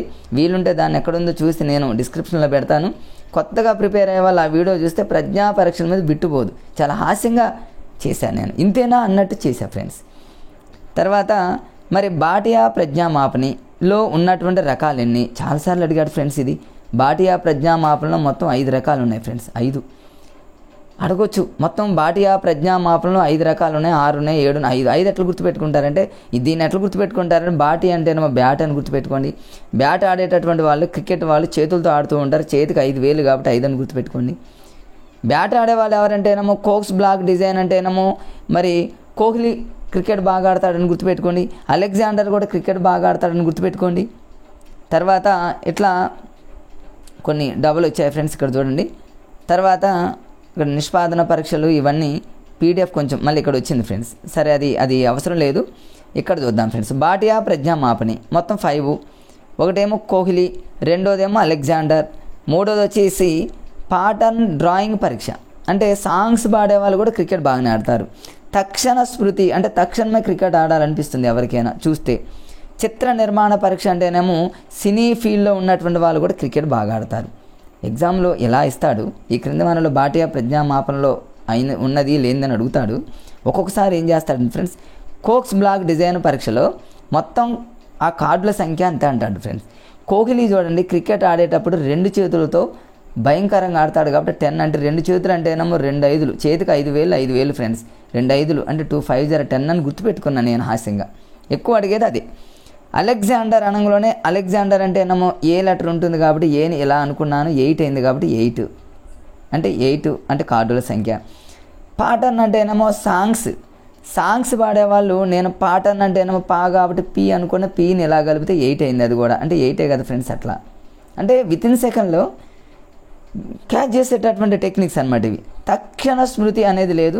చిత్ర నిర్మాణ పరీక్ష సినీ ఫీల్డ్ వాళ్ళు కూడా మరి వాళ్ళు సినీ ఫీల్డ్లో ఉన్న వాళ్ళు ఒక చేతితోనే ఆడతారని గుర్తుపెట్టుకోండి. ఒక చేతికి 5 వేలు కాబట్టి 5 అని గుర్తుపెట్టుకోండి ఫ్రెండ్స్. కొంచెం ఫాస్ట్గా వెళ్తున్నా ఫ్రెండ్స్, ఇది చాలా ఇంపార్టెంట్ ఫ్రెండ్స్, ఇవన్నీ ఇంపార్టెంట్. ఇక general mental ability test for children ఎంతమంది తెలియదు, జీమాటిక్ అంటారు. 7/G Brindavana colony. ఫస్ట్ ఈ కోడ్ని కనిపెట్టిందే జంగం విశ్వనాథ్ గారు. నిజంగా మాకు ఆఫ్లైన్లో ఈ కోడ్ చెప్పినప్పుడు నాకు చాలా అసలు ఎంత ఇంట్రెస్ట్ కలిగిందంటే అసలు నాకు అనిపించింది ఆ రోజు ఇంకా సైకాలజీ నాకు అసలు వచ్చేసినట్టే అనిపించింది. అప్పటిదాకా నేను జీమాటిక్ general mental ability test for children 7 to 11 years by heart చేయడం జరిగింది. కానీ ఇట్లాంటి టెక్నిక్స్ కూడా ఉంటాయి అనేది ఆఫ్లైన్లో విన్నా ఫ్రెండ్స్. నేను తర్వాత ఆన్లైన్లో సార్ పెట్టారు, ఎంతోమంది చూశారు. నేను అవన్నింటినీ ఇక్కడ క్రోడీకరించి మీకు అందిస్తున్నానంటే దానికి మేజర్ కారణం సార్కి మళ్ళీ ప్రత్యేకంగా థ్యాంక్ చెప్తున్నా ఫ్రెండ్స్.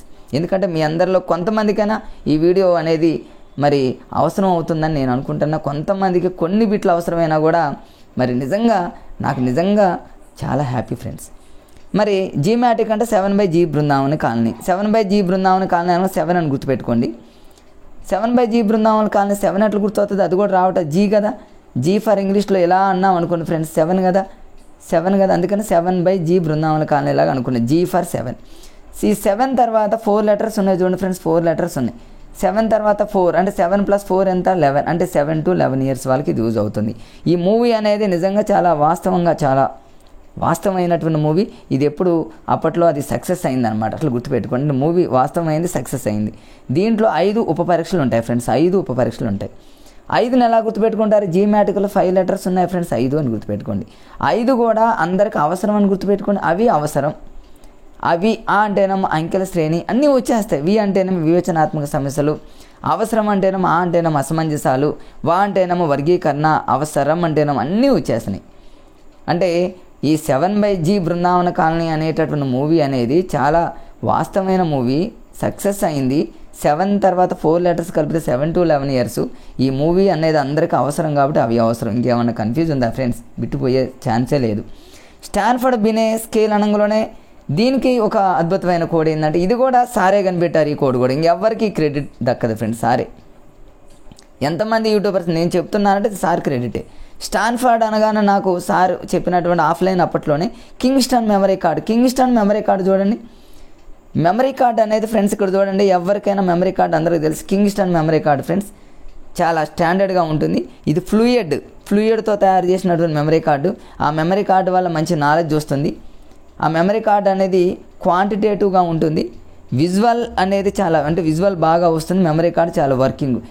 ఈ వీటిల్లో ఏది ఇచ్చినా కూడా మనం వెంటనే కింగ్స్టన్ మెమరీ కార్డు కనుక మనం గుర్తుకు తెచ్చుకుంటే స్టాన్ఫర్డ్ బినే స్కేల్ అనేది వస్తుంది. స్టాన్ఫర్డ్ అంటే కింగ్స్టన్ మెమరీ కార్డ్ అనగానే దానికి సంబంధించిన స్టోరీ మొత్తం మన మైండ్లో వస్తుంది ఫ్రెండ్స్. తర్వాత రావెన్ స్టాండర్డ్ ప్రోగ్రెసివ్ మ్యాట్రిసెస్ పరీక్ష RSPM. రేపు ఎగ్జామ్లో ఈ క్రింది వానలో మరి శాబ్దిక పరీక్ష కానిది ఏంటి అన్నాడు అనుకోండి, RSPM పెట్టుకోవచ్చు. ప్రామాణిక క్రమాభివృద్ధి పరీక్ష ఏంది అన్నాడు అనుకోండి, RSPM. ఎట్లా అంటే అందులోనే ఉంది చూడండి ఫ్రెండ్స్. RSPMలో S అంటే ఏమో శాబ్దిక పరీక్ష కాదు, P అంటే ఏమో ప్రామాణిక క్రమాభివృద్ధి పరీక్ష. ఈ క్రింది వానలో ప్రామాణిక అనగానే P అనే లెటర్ అందులోనే ఉంది, S అనేది అందులోనే ఉంది. ఇక మనం ఆ లెటర్ల ద్వారా అక్కడ గుర్తుపెట్టుకుంటే చాలా ఈజీ ఫ్రెండ్స్. తర్వాత ఇక విస్క్ అంటారు. విస్క్ అంటే వెస్టలర్ ఇంటెలిజెన్స్ స్కేర్ ఫర్ చిల్డ్రన్ అని అంటారు. విస్క్ అనగానే మనకు ఇందులో రెండు ఉంటాయి ఫ్రెండ్స్, రెండు ఉంటాయి అన్నమాట. ఒకటేమో విస్క, రెండోదేమో మరి చీచీ బా. ఈ రెండింటికి నేను ఒక మంచి కోడ్ అనమాట. సార్ చెప్పినటువంటి కోడే ఇది కూడా, దాన్నే కొంచెం మాడిఫైడ్ చేసి ఇంకొంచెం ఈజీ వేలో చెప్పడానికి ట్రై చేస్తున్నా. సారే అద్భుతంగా చెప్పారు. మరి ఇక్కడ విస్క్ అంటేనేమో వెస్టలర్ ఇంటెలిజెన్స్ స్కేర్ ఫర్ చిల్డ్రన్ కదా ఫ్రెండ్స్. ఇది 5 to 15 గుర్తుపెట్టుకోవాలి, 5 to 15. విస్క్ అంటేనేమో చూడండి, విస్క్ ఎలా గుర్తుపెట్టుకుంటారంటే విస్కీ లాగా గుర్తుపెట్టుకోండి. విస్కీ అనేది 5 నుంచి 15 సంవత్సరాల పిల్లలు డ్రింక్ చేయకూడదని గుర్తుపెట్టుకోండి. 15 అంటే 10th క్లాసు. స్కూల్లో జాయిన్ అయ్యేది 5 years, ఎండ్ అయ్యేది 10th. స్కూల్లో జాయిన్ అయిన దగ్గర నుంచి 10th క్లాస్ అయిపోయే వరకు ఈ మధ్యకాలంలో ఎవరు కూడా విస్కీ తాగకూడదని గుర్తుపెట్టుకోండి. ఇంకంతే. ఇది ఏ విధంగా వచ్చిందంటే స్పియర్మెన్ రూపొందించినటువంటి ద్వికారక సిద్ధాంతం ఆధారంగా రూపొందించారు ఫ్రెండ్స్. దీన్ని అట్లా గుర్తుపెట్టుకోవాలి, దీని గురించి తర్వాత వస్తుంది. ఇది కూడా అడిగాడు. ద్వికారక సిద్ధాంతాన్ని ప్రతిపాదించింది ఎవరంటే స్పియర్మెన్. దీన్ని అట్లా ద్వి అంటేనేమో దా కింద వావొత్తుంది, స్పి అంటేనేమో సా కింద పావొత్తుంది. అంటే దీంతో ఇలా లింక్ చేసుకుంటే స్పియర్మెన్ ద్వికారక, స్పి అట్లా. దీని ఆధారంగా విస్కీ అనేది వచ్చిందని గుర్తుపెట్టుకోండి. ఈ విస్క్లో మళ్ళీ 5 ఉన్నాయి ఫ్రెండ్స్. ఒకటి శాబ్దిక పరీక్షలు, రెండోది అశాబ్దిక పరీక్షలు. శాబ్దిక అంటే ఏంటి ఫ్రెండ్స్, మనందరికీ తెలుసు. శాబ్దికం అంటేనేమో చదువుకున్న వాళ్ళు, అశాబ్దికం అంటేనేమో ఇల్లిటరేట్స్ అని చదువు రానటువంటి వాళ్ళని మనందరికీ సైకాలజీ అని అందరికీ తెలుసు. మరి శాబ్దిక పరీక్షలు 5 ఏంటంటే మరి చదువుకున్న వాళ్ళు జనరల్గా ఏం చేస్తారంటే ఖాళీ టైంలో ఇప్పుడు విస్కీ అనే దాన్ని లింక్ చేసి చెప్తున్నా ఫ్రెండ్స్ అంతే. అంటే చదువుకున్నటువంటి వాళ్ళు విస్కీ తాగుతున్నటువంటి సందర్భంలో ఏమంటారంటే అవ్వ పద సమోసాలు తిందాం, ఎందుకంటే వాళ్ళకి ఆ విస్కీలోకి అన్నట్టు గుర్తుపెట్టుకోండి అంతే ఫ్రెండ్స్, హాస్యంగా. విస్క్ అనగానే మీకు శాబ్దిక అనగానే చదువుకున్న వాళ్ళు అవ్వ పద సమోసాలు తిందాం, అవ్వ పద సమోసాలు తిందాం. అంటేనేమో అవబోధనం, అవ్వాలో వా అంటేనేమో అన్నీ వచ్చేస్తాయి. పదాలో పా అంటే ఏంది, సమోసాలు తిందాం అనే లాజిక్ గుర్తుపెట్టుకుంటే ఇవన్నీ వచ్చేస్తాయి ఫ్రెండ్స్. ఏంటి, సమాచారం, అవబోధనం, సాదృశ్యాలు, అంకగణితం, పదజాలం. అవ్వ పద సమోసాలు తిందాం, ఇదేంటి విస్క్కి సంబంధించి శాబ్దిక పరీక్షలు కోడి ఇవన్నీ వచ్చేస్తాయి. మరి చదువు రానటువంటి వాళ్ళు విస్క్ అనుకోండి, వాళ్ళు ఏమంటారంటే చీచి బావ్, చీచి బావ్, చిచి బావాలాగా చీచి బావ్. చీ అంటేనేమో చిత్రపూర్ణ పరీక్ష, చీ అంటేనేమో బ్లాక్ డిజైన్ పరీక్ష, బి అంటేనేమో ఎట్లా అనమాట చీచి బావ్ అనేటటువంటి పదంతో గుర్తుపెట్టుకుంటే ఆ అశాబ్దిక పరీక్షలు, నిష్పాదన పరీక్షలు అన్నీ వస్తాయి. డ్రాయే పర్సన్ టెస్ట్ ఫ్రెండ్స్. ఇక్కడ డ్రాయింగ్ అంటాం కదా ఫ్రెండ్స్. డ్రాయింగ్ గీసేటప్పుడు ఎవరైనా సరే మనం పిల్లల్ని గుడ్ అంటాం, గుడ్ ఎనఫ్ చాలు ఈ డ్రాయింగ్ అంటే. హాఫ్ గీస్తూ ఉంటారు కొంతమంది. డ్రాయింగ్ ఎప్పుడు చూడండి హాఫ్ గీస్తూ ఉంటాడు, సగం బొమ్మ వేసి సగం డ్రాయింగ్ చేస్తూ ఉంటాడు. అందుకని డ్రాయే పర్సన్ టెస్ట్ అనేది 3.5 నుంచి 13.5 అని ఒక హాస్యంగా అలా గుర్తుపెట్టుకోండి. హాఫ్గా గీస్తారు డ్రాయింగ్ అనేది. గుడ్ ఎనఫ్ చాలు అని అర్థం అనమాట. ఇట్లా మీరు డ్రాయే పర్సన్ టెస్ట్ను కూడా ఎక్కువగా ఆ వ్యక్తిని, ఆ ఇయర్స్ని హాఫ్ కాబట్టి 3.5, 13.5 అనమాట. డ్రాయేలో 3ని ఎలా గుర్తుపెట్టుకోవాలనేది కూడా లాజిక్ ఉంది ఫ్రెండ్స్. డ్రా ఏ అనేటటువంటి పదం ఉందిగా ఫ్రెండ్స్, డ్రా ఏ ఉంది కదా, డ్రా ఏ అని ఉంది ఫ్రెండ్స్. ఇట్లా అంటే డ్రా అంటేనేమో డి అంటేనేమో 4, ఏ అంటేనేమో 1 కదా, 4లో 1 తీసేయండి ఫ్రెండ్స్. ఇట్లా ఇదొక తీసేసినట్టు ఇది ఒక 3 అన్నట్టు మీరు అనుకోవచ్చు. లేదా జనరల్గా తెలుగు లాంగ్వేజ్లో డ్రా ఏ అంటేనేమో డ్రాకి తర్వాత ఏ ఉందిగా ఫ్రెండ్స్. డ్రా అంటేనేమో 2 letters అంటే రావత్ ఒకటి, డావత్ అంటే ఇక్కడ 2 letters ఉన్నాయి, ఏ అనేది ఒకటి, అంటే మొత్తం మీద 3 letters ఉన్నాయి కాబట్టి 3.5. ఏదో మా బాధలు మేము పడ్డాం ఫ్రెండ్స్ అప్పట్లో, గుర్తుపెట్టుకోవడానికి తప్పదు కదా ఫ్రెండ్స్. మనం జాబ్ సాధించాలన్నా, ఎక్కువ మార్కులు సాధించాలన్నా ఎన్నో బాధలు పడాలి, ఎన్నో లాజిక్లు, ఎన్నో ట్రిక్స్ని యూజ్ చేయాలి, రకరకాలుగా కష్టపడాలి. అసలే ఎస్జిటి అంటే ఏదొక మహాసముద్రం మనందరికీ తెలుసు. ఆ మహాసముద్రాన్ని దాటి అవతలకి అందరికంటే ఫాస్ట్గా వెళ్ళాలి అంటే ఎన్ని కష్టాలు పడాలో అది ప్రిపేర్ అయ్యే వాళ్ళకే తెలుస్తుంది, కానీ బయట వాళ్ళకి ఎవరికి తెలియదు ఫ్రెండ్స్. ఇది నిత్య సత్యం. ఇక ప్రజ్ఞా పరీక్షలకు సంబంధించి మీకు మంచి వీడియో చేశా ఫ్రెండ్స్, మీకు ఇంతకుముందే చెప్పాను. ఇక ప్రజ్ఞా పరీక్షల రకాలు ఇవన్నీ మీకు తెలుసుగా. సప్రమాణత, విశ్వసనీయత అంటేనేమో ఇక్కడ కూడా కన్ఫ్యూజ్ అవుతూ ఉంటారు. విశ్వసనీయతకి లక్ష్యాత్మకత తేడా ఏముంది ఫ్రెండ్స్? విశ్వసనీయతలో వి ఉంది కదా, వి అంటేనేమో విద్యార్థి, అంటే ఎంతమంది విద్యార్థులు ఎగ్జామ్ రాసినా, ఏ విద్యార్థి ఎగ్జామ్ రాసినా ఒకే మార్కులు వస్తేనేమో విశ్వసనీయత అంటారు. వి అంటేనేమో విశ్వసనీయత, విద్యార్థులకు సంబంధించి లింక్ గుర్తుపెట్టుకోవాలి. లక్ష్యాత్మకత అంటే ఏంటంటేనేమో లక్షలు తీసుకునేవాళ్ళు అనుకోండి. అంటే లక్షలు తీసుకునేది ఎవరంటే టీచర్స్. రేపు మీకు భవిష్యత్తులో జాబ్ వస్తే మీకు ఇలాంటివి జరుగుతాయి కాబట్టి, అంటే టీచర్స్కి సంబంధించింది అనమాట. ఏ టీచర్ మూల్యాంకనం చేసినా ఒకే మార్క్ వస్తే అది లక్ష్యాత్మకత. అట్లా లింక్ చేసుకుంటే ఈజీ కదా ఫ్రెండ్స్, బై హార్ట్ లాగా కాకుండా. మిగతా వాడి జోలికి వెళ్ళను. తర్వాత హోవార్డ్, గార్డెనర్, బహుళ ప్రజ్ఞా రకాలు అనగానే నాకు ఈజీగా మేము గుర్తుపెట్టుకున్నాం ఆ రోజుల్లో. హోవార్డ్ అంటేనేమో హెచ్ కదా ఫ్రెండ్స్. హెచ్ అంటేనేమో పైన కింద ఇలా వేసామనుకోండి 8, అంటే మొత్తం ఎన్ని రకాల ప్రజ్ఞ అంటేనేమో 8. హోవార్డ్లో ఉంది కాబట్టి హార్వర్డ్ యూనివర్సిటీ అని గుర్తుపెట్టుకున్నాం. హోవార్డ్లో పలికితే అలాగా అనుకున్నాం కాబట్టి అమెరికన్ డెవలప్మెంట్ సైకాలజిస్ట్ అని. ఇట్లా 8 రకాలు అనేది కూడా ఈజీగానే గుర్తుపెట్టుకున్నాం. ఏంటి ఆ 8 రకాలు అనేవి మీ అందరికీ తెలుసు, వాటి జోలికి నేనేం పోను. ఒకవేళ రేపు హోవార్డ్ అనుగులోనే హెచ్ గుర్తుపెట్టుకోండి ఫ్రెండ్స్. 8 అనేది మీకు వచ్చేస్తుంది, ఫటాఫట్ వచ్చేస్తుంది ఫ్రెండ్స్. తర్వాత కంటిన్యూషన్లో చూద్దాం ఫ్రెండ్స్. మరి ఉద్వేగాత్మక ప్రజ్ఞ అనేది అందరికీ తెలిసిందే. ఇక్కడ కూడా మేము ఎక్కడ కన్ఫ్యూజ్ అయ్యామంటే ఫ్రెండ్స్, ఉద్వేగాత్మక ప్రజ్ఞ అనుగులోనే ఉద్వేగాలు సహజంగా ఎవరికి వస్తాయంటే బాగా గోల చేసేటటువంటి సమయాల్లో ఉద్వేగాలు ఎక్కువ వస్తాయి. అంటే పిల్లలు మీకు జాబ్ వచ్చాక స్కూల్లో ఉన్న పిల్లలు బాగా గోల చేస్తామంటే మీరు ఉద్వేగానికి లోన్ అవుతారని గుర్తుపెట్టుకోండి. అంటే గోల ఉద్వేగాలు అని గుర్తుపెట్టుకోండి అంతే. మరి ఉద్వేగాత్మక ప్రజ్ఞపై పరిశోధన చేసింది గోల్మన్, ఓకే. మరి ఈయన రాసినటువంటి గ్రంథం కూడా అందులోనే చాలా ఈజీగా ఉంటుంది ఫ్రెండ్స్. ఏంటి ఇక్కడ చూడండి, గోల్మన్ రాసిన గ్రంథం, ఇది కూడా important. Emotional intelligence, why it can matter more than IQ. అంటే ఎక్కువగా ఐక్యూ ఉన్నటువంటి వాళ్ళకే ఈ ఉద్వేగాలకు లోన్ అవుతారనేటట్లు ఒక హాస్యంగా మీరు అలా గుర్తుపెట్టుకోండి. తర్వాత ఈ ఉద్వేగాత్మక ప్రజ్ఞా నమూనా, ఇంకో బిట్ ఉంది ఫ్రెండ్స్ ఇక్కడ.